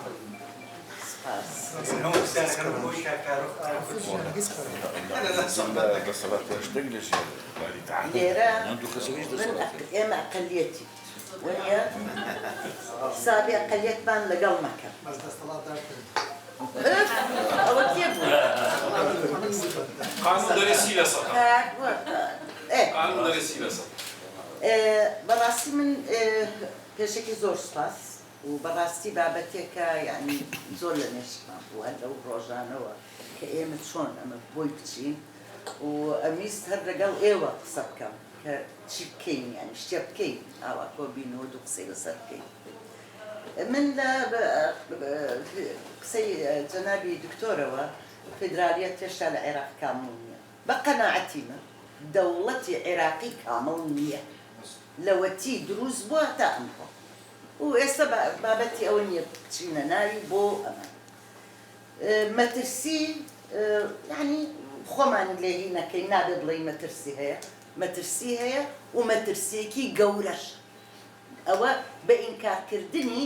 هیچ ناگۆڕێ لە مۆزۆ و هەڕەشەکان زۆر محکەمەی ئیتیحادی قوربان جەنابێت بەوەکو وابزان بەڵێ باس کرا لە سەرەتاوە محکەمەی ئیتیحادی دیارە بۆ خزمەتی ئەجندایەک هەیە بۆیە تەرکیبەکەشی هەر ئەوەیە و زۆر گۆڕانکاری پێ ناکەن لە دژی ئەو جێتەی کە جەنابێت ناو میان ڕەو لە قائمەی عەلابینەوە و یەک یانەوە دوو کورسیە نابوو ئەوە شتا و ئەوە نەیە نابوو لە ساڵحی ئەو بڕیانەوە بەڵام بۆ دەرفەت ئەگەڕێ لە 2012 ئەو داوایە لەسەر کوردستان هەیە دەرفەتی نەبوو ئێستا فرسەتێکی باش بکۆی بۆیە من یعنی محکەمەی ئیتیحادی خەتەرە ئەداتێکە بۆ جێبەجێکردنی ئەجندای دەرودراوسێ و ئەوەڵ هەدەفیشی کە ئێستا گونجاوە بۆی زروفەکە بەهۆی کۆمەڵی عەواملەوە یانی باز لە خۆمانەکرێ وەڵا ئەوە نەگلەی هەیە لە خۆمان بەڵام ئێستا وەختی ئەوە نییە شکە شتێکی زۆر گەورەترمان لە پێشە ئەوە خۆمان دەری شەوە یعنی ئەو وەزعی لە دنیا هەیە و ئەو وەزعی لە غەزە هەیە و وەزعی لە مەنتیقەکە هەیە لەبەرەوە دەرفەتێک بوو بۆ ئەمان ئەمریکا مەشغوڵە انتخاباتە بایدن و ترامپ کەوتێ ئێمە ئێستا چی بکەین من پێم وایە گەورەترین ئێستا ئێمە لە بەردەممان نابێ ئەو پرسیارە بێت چی بکەین ئەو زروفە بە ملدا هاتووە بە دەردی خزمانی هەولێرەڵێن زەرفێکە و بە ملدا هاتیە چی بکەین بڕیارەکان دراون خەتەرن قەتعین هەرچیە بکەین من پێم وایە چاوەڕێی حرەکەتێکن کە غەڵەتێکی تیا بدۆزنەوە بۆ ئەوەی سبەینە بە یاخی بۆ حسابمانکە یاخی بوو لە قەرارەکە بۆیە هەتا ئەتوانین ئەبێ بە حساسیەت تەعاملی لەگەڵ بکەین بەهێمنی بچین بۆی من هیوادارم مەجموعەیەک لە کەسانی پسپۆر هەر پسپۆڕی یاسانە بەڕاستی لەگەڵ ڕێزم بۆ یاساناسان و پسپۆڕانی یاسایی بەڵام ئەمانە هەمووی مەسائلی سیاسی حتا پەرلەمان کە خەڵگە نێرین وەڵا لەبەرەوەی پسپۆڕ یاساییە پەرلەمان سیاسەتە هەر یاسا نییە ئەسڵەن لە وڵاتان پەرلەمان خۆی قانونەکە داناڕێژێ جهەتێکی یاسایی هەیە قانونەکەی بۆ داڕێژێ بەرحەڵ بەڵام مەجموعەیەک لە کەسانی سیاسی پسپۆڕی یاسایی سیاسی دەستور لە شەئنی عام یعنی بە ئەو کەلێنانەی ئێستا برادەران باسییان کردویان و خەڵکیش زۆر بازەکە یعنی شارەزایتر ئەو کەلێنانە دیاریکە ئەو نادەستوری بوونەی ئەو قانونانەی کە بەرامبەر بە کوردستان بە تایبەتی ئەمانەی ئەخیر وانەی پێشەوە بۆ ئەوە نا بە محکەمەی ئیتیحادی جواب بینەوە یا تەمیز بکەین یا ئیستیناف بکەین نە ئێمە لە هەر هاوپەیمانیانین لەگەڵیان ئێتیلافی دارەت الدەولە لەگەڵیانە جەماعەتی ئیطار هاوپەیمانمانن بڵین بابە ئەمە وەرن پێمان گەێن بۆی میلەتەکەی خۆمان تێگەێنی چیمان هەیە ئێمە لەماکە ناڕێکە و لەگەڵ وڵاتان و لەگەڵ UN هەچەنە UN بەهەرحاڵ بەڵام على الأقل حرەکەتێکە بەڕاستی هەنیشتمان لە پێشە ئێستا هەڵبژاردنی پەرلەمانی کوردستانمان لە پێشە زۆر لە برادەران ئاماژەیان کرد بە نوێنەرانمان چ لە بەغات چ لێرەیان لە هەموو نەکرد لە ئەنجومەنە هەڵبژێراوەکان لە پێگەکانی تر هیواداری ئیتر بەسە بڵێن ئەوە دەنگمان زۆرتر بۆ ئەهێنەی تر خوایە کرد نازانم هینێکە بوو نە خەڵکانێک دانن کە ئیشەکەی خۆی بزانێت تێبگات لە ئیشەکەی خۆی تێبگات هیوادارم ئەمە بگاتەوە حزبەکان ئەوە خۆ بەغا ئەوە هەرکە بێ لە هەڵبژاردننی بەغا نەکرد پەرلەمان هەتا ئەوانەی کە بۆ هەموو مەجالەکەیان نێرن وەڵایە بێت بە تەواوەتی مەقایسەکان چای پێبجێڕێتەوە و سپاس بمورە هەرسێ بەکەی ئەتەفسان وەختەکەم زۆر باشە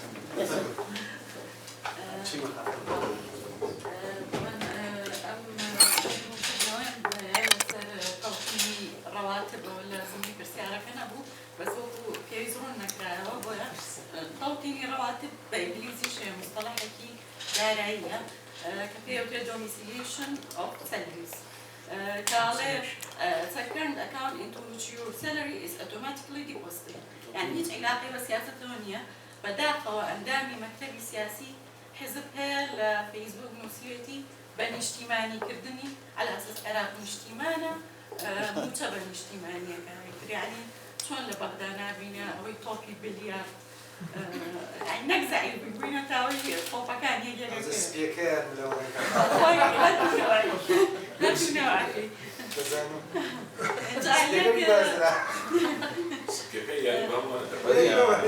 پرسیارێک کە لەناو خەڵکە زۆر يعني ئێستا پرسیارە دوو دادوەری کورد لەناو دادگای فیدراڵی هەیە ئەو دوو دادوەرە وەکو گۆڵست یا شەبەحیان لێراتوە يعني خەڵک حەزەکە هەر بیان بینێ ئەوانە چین دەوریان چیە کێن بەبەست پرۆفایلی شخصیان نییە بەبەست نۆیە خەڵکەکە ئەپرسێ بزانێ ئەوانە چین يعني ئەی دەوریان چی ئایا هیچ دەوریان بەڵێ زۆر دەوڵەمەند بوون باسی ئایا ئێمە ئەتوانین سیستمی خۆمان چاک بکەینەوە چونکە کەموپوڕێکی زۆر لە سیستمی خۆمان هەیە نەکەر ئەمڕۆ لە زووتریش ئێستا من لە کەسی زۆر باڵا دەستی سیاسی کە پێشتر لەناو بڵێن بینی کوردستان و بەغدایە قەراری بەدەست بووە خۆی من خۆم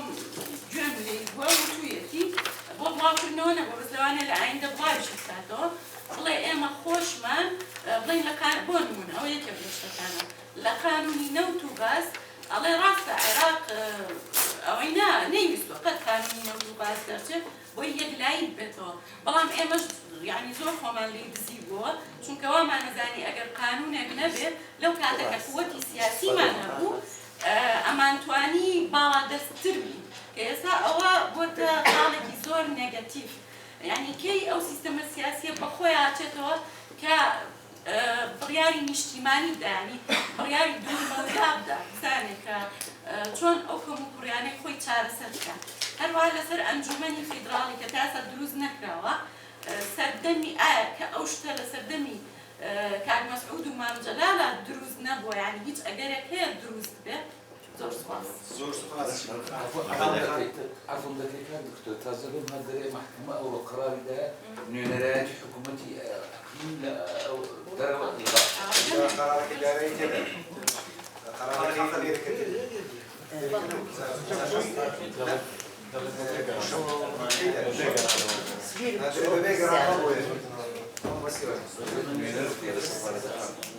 يقول الدستور الذي ضمن سفارة عراقي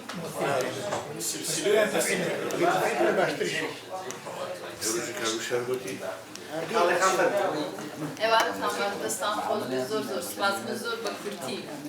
هەر بەڵێ جنابی مامۆستامان تایبەتی دکتۆر عەبدولفەتاح لە ڕووی یاسایی ئەو لێکەوتەکانەی کە هەیە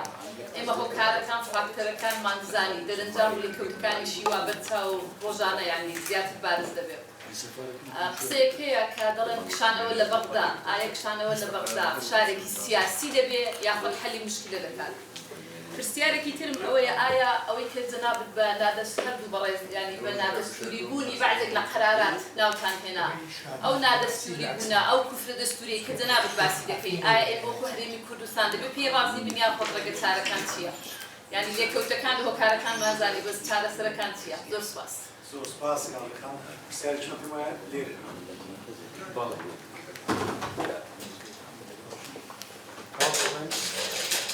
زۆر سوپاس بەڕێزان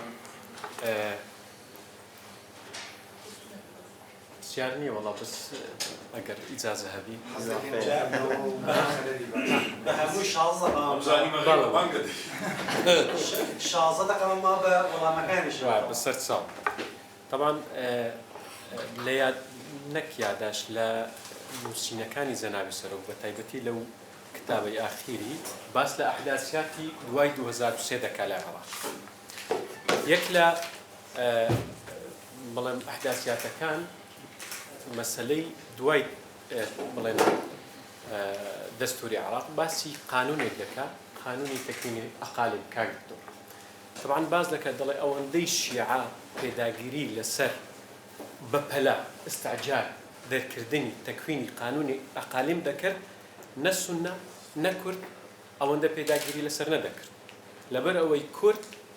کوردستان بوو واقعێکی تەواو و لە دەستور تەزوید بۆ احتراف پێکراوە و سونەش قەناعەتیان بە ئەقالیم نەبوو ئەو کات زۆرش حەزمان نەدەکرێت ئەو کات ئەقالیم دروست بەڵێ بەڵێ بەڵام دەڵێ شیعە زۆر پێیان لەسەر ئەوە داگر بۆ لەبەر ئەوەی شیعە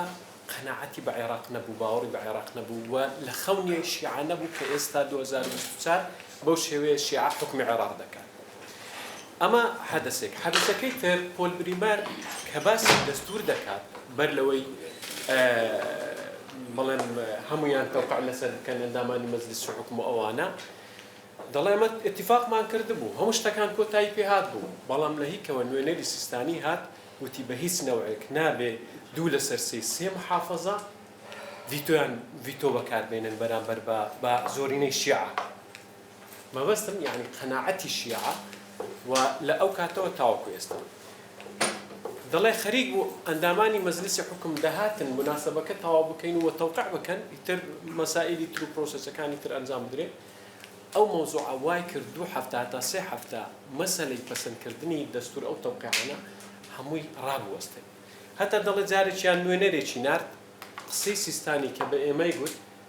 گوتی بە ئێمە دەڵێ ئایا ئێوە قبوڵتانە ڕەشپێستە کەمینەکانی ئەمریکا ڤیتۆ بەرامبەر بە سپی پێستەکان بەکاربێنی. طبعاً هەر لەو خۆشی دەجێڕیتەوە دەڵێ ئەمنیش ئەوەی لە تەنیشتم بوو وەکو مستەشار زابطێکی ڕەشپێست دەڵێ کاکە لە دانیشتنەکە ئەو زابطە زۆر تووڕە بوو وتی ئێوە بەو شێوەیە باسی مە دەکەن یعنی وەکو ئیهانەیەک لە خۆی ڕوانی. ئەوجا بەڕێزم بەڕاستی ئێستا بیرکردنەوەی شیعە دوای ئەوەی کە کۆنتڕۆلی عێراقی کرد خۆمان دەزانین مەسەلەن بە هاوکاری بە تایبەتی ئێران ئێستا شیعە قەناعەتی بە فیدراڵی نەماوە. ڕاستە لە دەستور هەیە قەناعەتی بە تەطبیقکردنی دەستوریش نەماوە ئەو مەوادانی کە پەیوەندیان بە جێبەجێکردنی نظامی فیدراڵیەوە هەیە. و دوور نەڕۆین خۆ ئەوانەی قانونین بە تایبەت باش ئەزانن چەند ڕۆژی ڕابردوو فایق زێدان هەندێک قسەی کرد باشە قسەکانی فائق زێدان دەزانن چییە یعنی واز لەوە بینین شەخص فائق زێدان سەرۆکی سوڵتەی قەزایی عێراقی یعنی هەر کەسێک ئەو قسانە بکە وەکو سیاسێک لەوانەیە ئەگەر زۆریش لەسەری نەکەوێت بەڵام کاتێک ڕئیسی سوڵتەی قەزایی عێراقی ئەو قسەیە دەکات ئەمە زۆری لەسەر دەکەوێت بەڕاستی لەبەرەوەی ئەمە دەقی دەستور هەیە مانای وایە ئەمانە قەناعەتیان بە دەستور نییە قەناعەتیان بە نیزامی فیدراڵی نەماوە. بۆیە ئێستا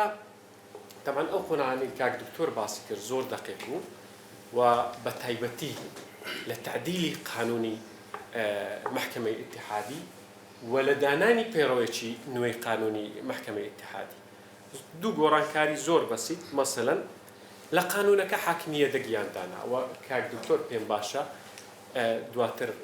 قسەی لەسەر بکات هەدەف چییە ئەوەی مامۆستا دەڵێت بزەبت وەسیلەیە کە ئێستا محکمەی ئیتیحادی بەکاردەهێنرێت بۆ حاکمیە دەگیاندانا ئایا حاکمە کوردەکان ئینسحاب بکەن تەسیری چی دەبی لەسەر ئەم بابەتە و ئەوەی تر لە پەیڕە و باسی ئەثەری ڕەزعی دەکات لە مادە 38 کاتی خۆی بەر لەوەی تعدیل بکرێت چۆن بوو قەراراتی محکمەی ئیتیحادی ئەثەری ڕەزعی نەبوو بەڵام تەماشا بکەن ئێستا قەراراتی محکمەی ئیتیحادی ئەثەری ڕەزعی هەیە عکسیان کردیتەوە ئەمەریەکە. بۆیە بەڕاستی ئێستا ئێمە لە عێراق ئێمە باسی ئیستبداد دەکەین وانە یعنی دیکتاتۆریەت بەڵام دیکتاتۆریەتی کام سوڵتە عادەتەن لە وڵاتانی دنیا ئیستبدادێتی سوڵتەی تەنفیدی هەبووە ڕئیسی دەولە زیاتر بەڵام ئێستا ئێمە لە عێراق بەرەو ئیستبدادیەتی سوڵتەی قەزایی دەڕۆین. بەڕاستی ئێمە ئێستا لەو مەرحەلەیە لە عێراق بەو شێوەیە ئیتر وەکو برادران هەموو باسییان کرد لەبەر ئەوەی بەڕێزان قەزدی محکەمە دائیمەن تەماشای نیەت و قەزدی محکەمە دەکەین قەزدی محکەمەی ئیتیحادی ئێستا لەگەڵ قەراراتەکانی لەگەڵ ئەو قەناعەتەی کە لە ڕووی سیاسیەوە لە عێراق هەیە هاوتەری بە یەک دەگریتەوە. ئەگەر نا کاک دکتۆر ئیشارەتی پێدا قەرارەکەشمان دێتە بەردەست تەفاسیلی قەرارەکە با تەماشا بکەین بە زمانێکی زۆر سادا ئەو کاتە قانون یاخود مادەی قانونی عدەم دەستوریە کە مخالفی نوسوسی دەستور بێت بەڵام کام بڵێم مادەی ئەوەی ئیلغای کردەوە مخالفی دەستورە و لەوەش خطورەتر کاک دکتۆر یعنی زۆر بەڕاستی مطالعەم کرد ئەو ڕۆژانە هەندێک مادەی هەڵوەشاندیتەوە بۆ نمونە مادەی 58 مادەی 52 56 فقرة يعني طعني لێ نەدرایە طعن لەو مادانە نەدرایە ڕاستە دوو ڕێزکە هەیە مەسەلەن ئایا هەموو قانونەکە مەوادی ترش جگە لە هەیە مادەی 52 فەقەرە 2 مادەی 56 فەقەرە 2 باسی یەکێک لە دەسەڵاتەکانی پەرلەمان دەکات ئەوەی هەڵوەشاندیتەوە بەبێ ئەوەی تاعنی لێ بدەرێ مەسەلەن ئەوجا بەڕاستی ئەمانە بەڕێزان ئەمانە یعنی من زۆر ئێستا محکەمەی ئیتیحادی لە عێراق بە خەتەر دەبینم و ئەو مەراحیلانی داهاتوو هەمووی قەناعەت دەکەم دێتە پێشمان خطواتەکانی داهاتوو اینجا پرسیارەکەش ئەوەیە بەڕاستی ئایا ئێمە ئەمن ئەو بەیانەی ئەوەی مەکتەبی سیاسی بەڕاستی لەزەی خۆی بوو باش یعنی هەندێک دەیانگۆ کورتە نازانم چیەنە مختصر مفید زۆر ئەهمیەتی بە محکەمەی ئیتیحادی نەدا بۆ ئەوە باش بۆ ئەوە باشن بە دووسێ خەتەکە و هەجوابیان بدرێتەوە تەواو و ئیشارەت بەوە بکە کە چی کردووە مەبدەئی فەسڵ بینە سوڵتاتی پێشێر کردووە و تەدەخولی لە سوڵتەی تەشریعی کردووە بۆیە لە هەموو حاڵەتێک بەڕێزان ئێمە ڕاستە هەرێمی کوردستان لەوانەیە تەسحیە بدا حیزبەکان تەسحیە دەدەن و مکەوینات تەسحیە دەدا لەو مەرحەلەیە مکەویناتش تەسحیە دەدا بەڵام ئێمە دەبێ هەڵبژاردن بکەین ئەگەر هەڵبژاردن نەکەین بەیانی دێ داوایەکی تریش هەیە باس لە حکوومەتی تەصریف ئەعمال دەکەین ئێمە ئێستا لە مەرحەلەی حکوومەتی تەصریف ئەعمالی لە هەرێمی کوردستان و دەستەڵاتەکانی ئەم حکوومەتەش زۆر بچووک دەکاتەوە و هەموو مەشمان دەزانین مەسەلەن حکوومەتی تەصریفی ئەعمال چییە بۆیە لە کۆتایی بەڕێزان ئەو مەبادئانەی کە دەولەی فیدراڵی لە عێراق لە 2005ەوە لەسەری دروست بوو وەکو شەراکە و مەبادئەکانی تر ئەوە ئێستا باوەڕیان پێ نەمایە لەبەرەوە لە هەموو حاڵەتێک ئێمە بەڕاستی دەبێت بۆ بەدیلیتر خۆمان حازر بکەین اینجا کاک دکتۆر ئەوەی کاکاریان پرسیارێکی باشی کرد وەڵام من نووسی بووشم حامی دەستور وەکو سەرۆک کۆمار مەسەلەن ئەم بابەتەش پێم باشە جەنابێت زۆر سپاس سێ مداخلەی کورتی ترمەمەوە بێم وایە یەکەمیان والله دكتور عبد الفتاح كاس خوش شيء باش مثلا لنا ملاحظات اشتغل بس ما زور جوان ما دزانين يعني هسه كيف السلك السياسيه طبعا ناوي بيلين وناوي بيلين كم علمي مثلا اما مرحله كيش استاد سلطه تنفيذيه عراقيه رشك دستمان ضعف النخبه التكنوقراطي كردستان بو وامدانوا تاو اسيكا كودنا خيانه دواتر اما سلطه قضائي تشريعي عراقيه رشك دستمان مرحله برلماني عراقي زور قرارات تشمال قوانين وشتانيات دكت نخبه هر باب السياسي وبرلماني عراقي كردستاني يعني برلماني كردستان لو مرحله لو هم صاله هيش برقديكي نكد الموضوع خمان بينان كد الموضوع إيش طبعا مسألة قضائية هاتوت بيشو بداخوا سطان قانوني مالها وسطان قاضيش مالها هيش تدخلي على الصراع نكد وكوي بلين يمع الأخوان بالموضوع دواتر إنجاز جنگي إداري دستي بيكردوا دوباره تكنوقراطي كردستاني وأواني كدناو إداراتي كردستان مؤسسات إداري كردستاني نفس صاروا بروا بمتقاعد وحاليشان كسر تدخل مسألة بو مدى بقرنو بو أو كإما بو شيء تاكو يستا شجاعتي أو ماننية إدراك بكين كعراق للجنگ لقلمانا ونوع الجنگ كان يشكور راوا ودبي ورامي دي ما مسخصي جواني بو شيء إما أو شجاعتي ماننية بو دائما متأخر تدري بۆچی احساس بە مەسئولیەتمان لێ بۆچی دایما قانونی کامان زۆر زمانیان کورتە بەرامبەر بە قازەکانی بەغا ئەلویەت چۆن مەلاکانمان عولەمای دینمان دائیمان چاوشکاو بوون بەرامبەر بە مەلا و عولەمای دینی بەغدا فتوا دەرەچووە دژمان کەس نەتوانێت وڵامی بداتەوە ئەمانە ئەم دوونیەتە تەسەڕوفی دوونیەتە لە ڕاستیدا زۆر ئیشکالیەتە حەتە لە سیاسەکانمان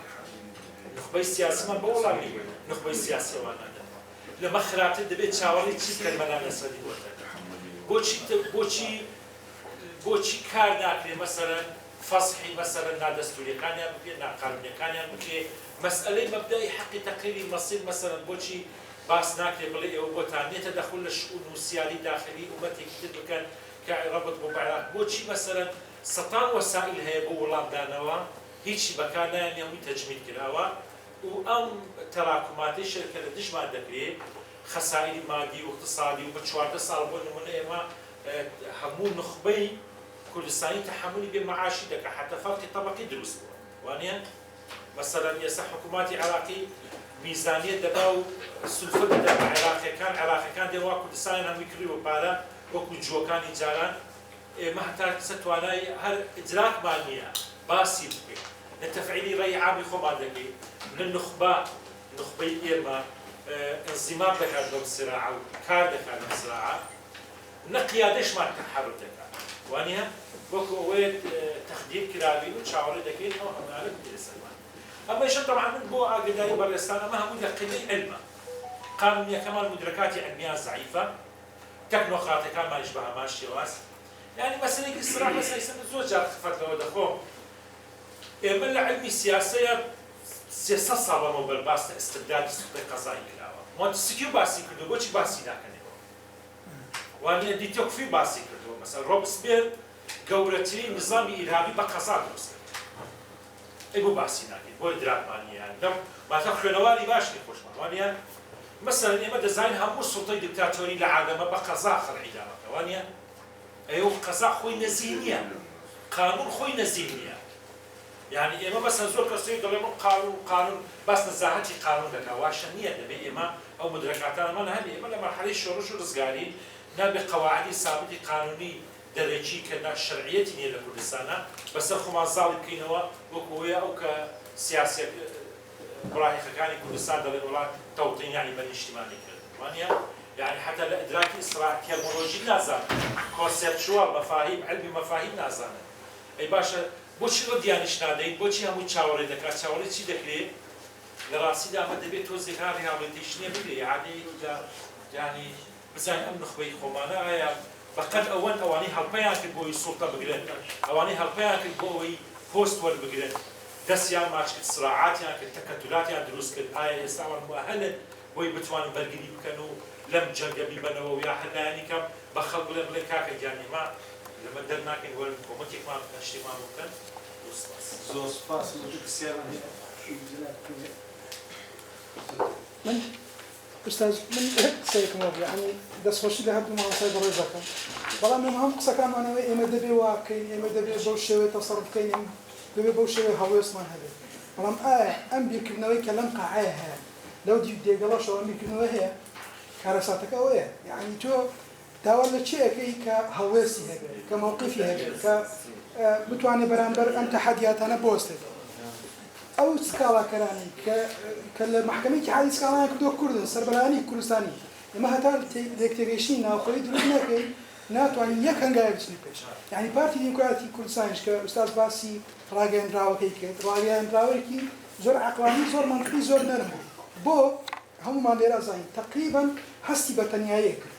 بۆیە ئێمە دەبێت لێکتێگەیشتێکی هاوبەش دروستکەین پرسیارەکە ئەوەیە ئایا ئێمە ئەگەر لەگەری پارتی دیموکرات لەگەڵ یەکێتی نیشتیمانی کوردستان لێکتێگەیشتێکی هاوبەشیان هەبوایە دەربارەی مافی کەمینەکان بۆ نمونە 11 کورسی کەمینە هەبوو لە کوردستان یەکێتی بە 4 ڕازی ئەبوو بە 3 ڕازی ئەبوو یان هەم تۆزێک لێکتێگەیشتن هەبوایە یەکێتی ئەچوە بەردەم محکەمەی اتحادی و سکاڵا لە دژی مافی کەمینەکان بکە بۆیە یعنی گۆڕانکاری گەورە ئەوەیە کە ئێمە لێکتێگەیشتنی هاوبەش دروست بکەین ئەوەش بۆتە نازانم مۆتەکە یعنی شتێکی زۆر قورس کە بەداخەوە لە کوردستان ناکرێت پێویستە بەڕاستی ئەو لایەنانی کە بەڕاستی پارتی دیموکراتی کوردستان دەست پێشخەری بکە لەوەی کۆبوونەوەیەکی هاوبەش سەرۆکایەتی هەرێم یعنی بەتەنیا بە پارتی شەکە ناکرێت تەحەدیاتەکان زۆر گەورەیە زۆر سپاس بەڵێ لە دکتۆر لە خاڵێکە خاڵی تەقدیماتی وەزارەتی خوێندنی باڵای عێراق خاڵێکم تیا خوێندەوە پێشمانگێک تعلیماتی تازەیان دەرکردبوو وتیانە التريث في التقديم إلى جامعات الدراسات العليا في جامعات الإقليم لحين الاعتراف بها أو فقرية أو شما بستيك يعني أصلا مشكلة جامعي آية خوێندنی باڵای کوردستان بە هیچ شێوازێک لە بەڵا معترف نییە یان مەبەستی چکە تهدیدی نەکردو في جميع جامعات الإقليم ئەمە لێرە ئەمە چۆن چارەسەرەکەن و مەبەستەکەیان لەو بابەتە چییە؟ سپاس زۆرێکە لە زەخت و زۆرێکە لە لاوازکردنی و بێقیمەتکردنی دەنگەکانیانی کوردستان دەبینن ئێمە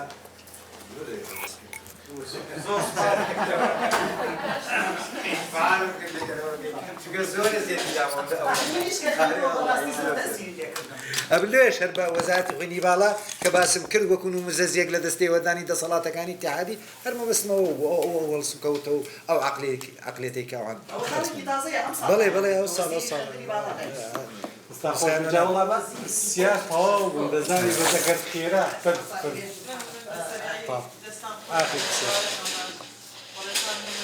زانشیان کردەوە و دەستیان ئەو قاڵاندانان کە پێویستە بوترێن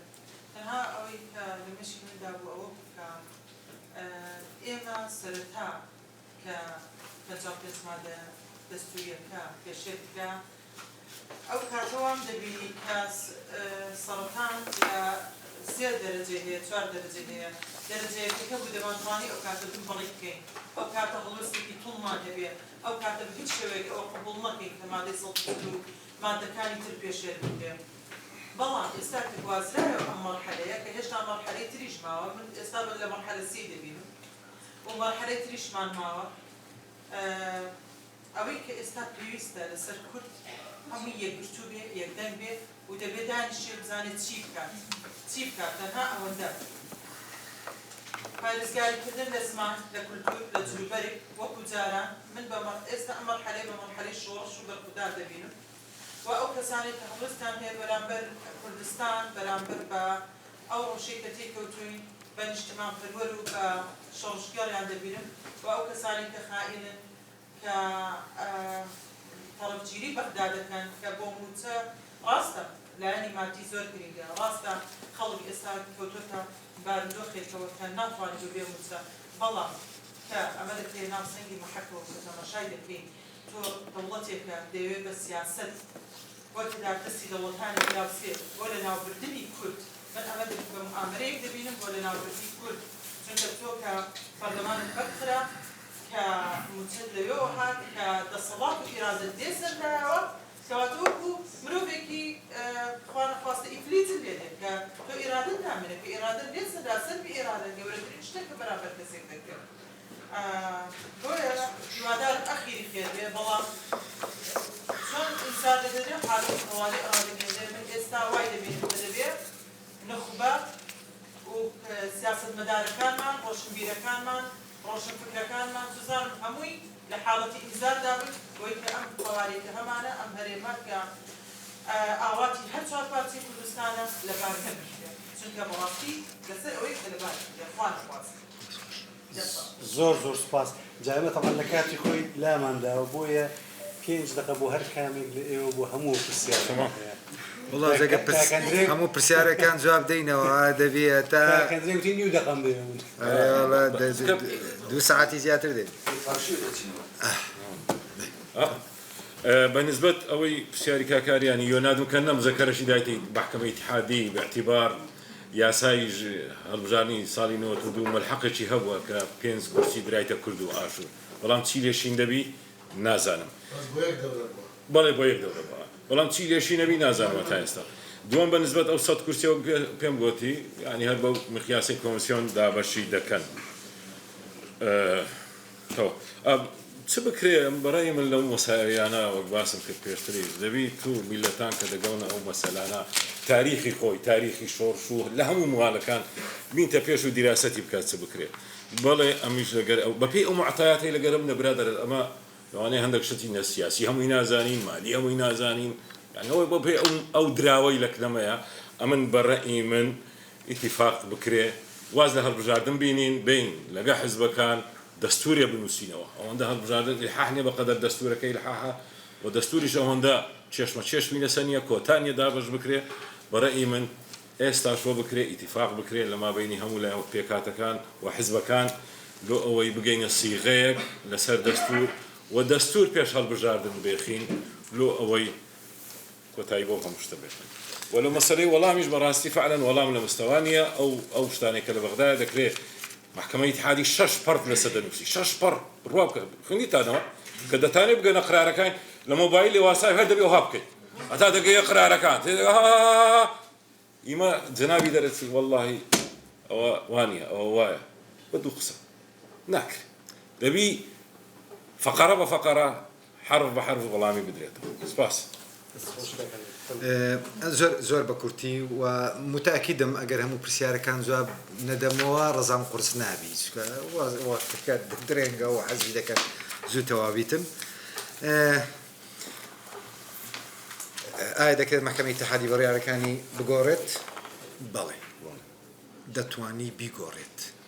وەکو دەقنیە و باش نییە محکەمە ڕێی خۆی بگۆڕێ جارێک برێ نادەستوریە و جارێک برێ دەستوریە یا لە نزاعێک وە ئەگەر ئەطرافی داوایەکە ئەگەر داوابێ ئەطرافی داواکە بەس بگۆڕێ مەوزعەکەش یەک بێتن دەکرێت جارێکی تر حکم بداتەوە هەر طبیعەتی قەرارەکانی کە دەرێ بڕیارەکانی مادە کە دەرێ بڕیارەکانی دادگا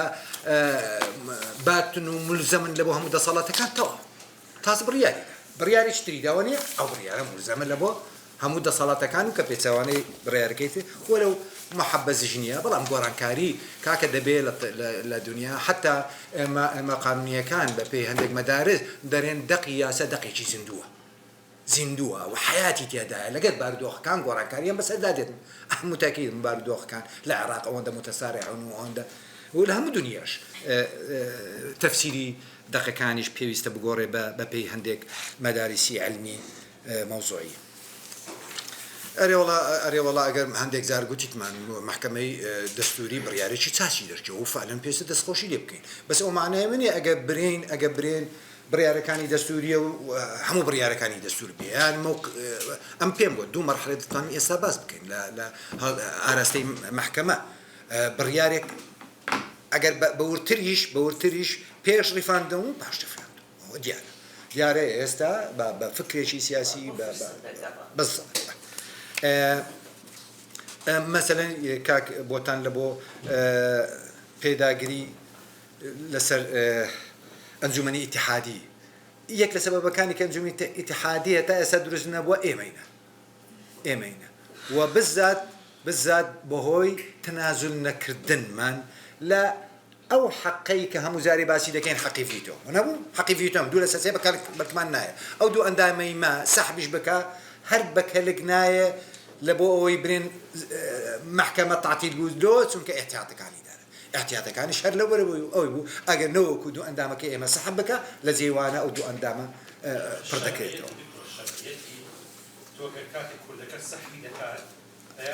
سیاسیە بەڵێ باوقیفێکی سیاسیە کاک عەبدوڕەحمان ئەمن ئەسڵەن ئەمن لە زۆر لە دانیشتنەکان بەرامبەر بەو هەڵوێستە بەردەوامەی حکوومەتی عێراقی ئەمە داوام کردی هەتا ینی ڕامەوە بۆ باشە هەڵوێستێکی سیاسی چاکە کە حتا ئەندام پەرلەمانەکانیش ماسحەب بکەین ئێدە چیان کردێتە ئێستا وەڵڵی ئەو ماوەی ئێستا پێویستە دوعا بکەین بڵێ نەیاسایەک لەو پەرلەمانە دەربچێ نەکەیسێکی بچێتە بەردەم ئەو محکەمەیە چونکە لە هەردوو حالەت ئێمە زەرەرمانە لۆیش دائیمەن مشکلەمان لەسەر چ بووە چۆنێتی دەنگدان لەناو محکەمەکەی پێکاتەکەی دیارە دەستور پێکاتەکەی دیاری کردیە بەڵام چۆنێتی دەنگدان چ نسابی کۆبوونەوەکان ئەوانە ئایا مەسئلەکە مەسئلەیەک پێویستبی بە هەرێم غەیری هەرێم ئەوانە لەسەری ڕێک نەکەوتین هەتا ئێستا ئەگەر ناخۆ قڕائیەکەمیشی لۆکرا يعني مشروعي مجلس اتحادي ومشروعي حتى محكمش أو كاتي قانونك تعديل كرا أو كاتي قانوني محكمة تعديل كرا كأو مشكلاني كهبو داناني عندما كان تريشو أنا همو دو مشروع هبو مشروعي شي قانونك كبو داناني محكمة شنوه ببي دستور أو متطلبات أو دصلاتكاني بيكات نكي ومشروع إيش لبو تعديلي قانونك مشروع عنويك إهمال كرا قانوني شنو بلام قانونك تعديل كرا وحتى تعديل كرني قانونك كزور زادين محكمة كان نكبر ياركاني كدلنا دستورية ما بس أو محكمة حتى استا بيك نهات وببي دستور ببي ماذا نو تدو دو عزومه لو ناردينك هكا قردش ئەوە یەکێک لە ئیشکالەتەکانە ئەوە بەڵێ ناردنی دوو ئەنداممان لە بۆ ئەو محکەمەیە ئاعترافێکی زمنیە بە شەرعیەتی ڕاستە ئەمش لەگەرەوە بووم دوو ئەندامەکان وەڵی نییە وەڵی ئەندامەکانی ئێمە ئێستاش تووشی ئیحرازی بوون تووشی ئیحرازی بوون دەبێ حزب پێی برێتن بەجێبێ لەگەر بەخۆی ناتوانین بەجێ بردوام دەبن هەتا قانونی زگاندێکی قسم لەو محکمەیە ژیانی هەر بەردەوام دەبێت هەتا محکمەی دەستوری دروست دەبێت بەڵێ قانونەکە دەستوریە بەڵام تعدیلکردنی قانونەکە دەبایە ئەلەقەل بەپێی ئەو زۆری نەبێ کە دەستور داوای کردیە دوو لەسەر سێ بە دوو لەسەر سێ نەبوو بە زۆرینەی ئەتیادی ڕۆیشت وەکو قانونێکی ئاسایی ڕۆیشت کەچی دەبایە وەکو چۆن لە مادە 92 هاتیە بە هەمان ئەو زۆرینەیە تعدیلەکە بکرێتن. کاک ئاران چێن داوای تەفسیر دەکەن لە قانونەکەی محکەمەیان لە نظامی داخلیەکەیتی باز لەو کەسانە دەکاتن کە چێن دەتوانن داوای تەفسیر بکەن یەک لەوانە ڕئیسی جمهوریە ڕئیسی پەرلەمانە ڕئیسی وزەرایە ڕئیسی هەرێمە ئەوان هەموو دەتانن بتوانن بینەوە سەر ئایا حامی دەستور معنای چییە؟ ئایا حامی دەستور معنای ئەوەیە ئەگەر هاتوو قەرارێکی محکەمەی دەرچوو خۆی لە خۆیدا قەرارەکە نادەستوری بوو خۆی لە خۆیدا پێشێلکاری مادەیەک لە مادەکانی دەچوو هەر ئەو بڕیارەی هەڵبژاردن دەبوایە ئەگەر ئەو دەسەڵاتەی هەبێتن دەبایە سەرۆکی کۆمار بڵێتن ئەو بڕیارە نادەستوریە چونکە پێشێلکاریە لۆ مادە 49 لۆ مادە 125 دەستور کە باز لە ناڵێ کۆتایان هەبێت بەڵام دەرێت تەمسیلێکی عادلیان هەبێتن دەرێ حەقی سیاسیان هەبێتن لە ئیداراتی مەحەلی دەتوانین بیرێ ئەوەی نادەستوریە بەڵام دەتوانی برێ نادەستوریە ڕەئی بدە بەڵام ئایا تەسیری دەبێتن تەسیرێکی سیاسی دەبێت مووقفێکی ڕئیسی لوتکەی هەرەمی سەڵتەی تەنفیزیە بە ئەو محکەمەیە بە نادەستوری یان بڕیارەکانی بە نادەستوری لە ڕقام دەدا واقعێکی سیاسی هەیە بڵێ و پژگیریشە لە بۆ هەڵوێستی هەرێمی کوردستان کە ئێمە ناڕازین لە بڕیارەکانی لە ڕووی یاساییەوە هیچ قیمەتێکی نابێت چونکە مادە 92 مادەیەکی دەستوریە بزانە ئەو مادەیە کە دەڵێتن حامی دەستورە مادەیەکی عامە وانە مادەیەکی عامە و ئەوە بەڵام محکەمە مادەی خاصی خۆی هەیە تحديدا برياركاني وصفي برياركاني وطبيعتي ده ملزم يعتبر قرار المحكمة باتا وملزما للسلطات كافة. أصلا هذا كوردي كيوا ملزمة قراركاني محكمة يجي بزيرو أقوي ورد كيوا. يعني شيء حتى محكمة بخوي حتى محكمة بخوي دري التزامك لسر محكمة خودي محكمة.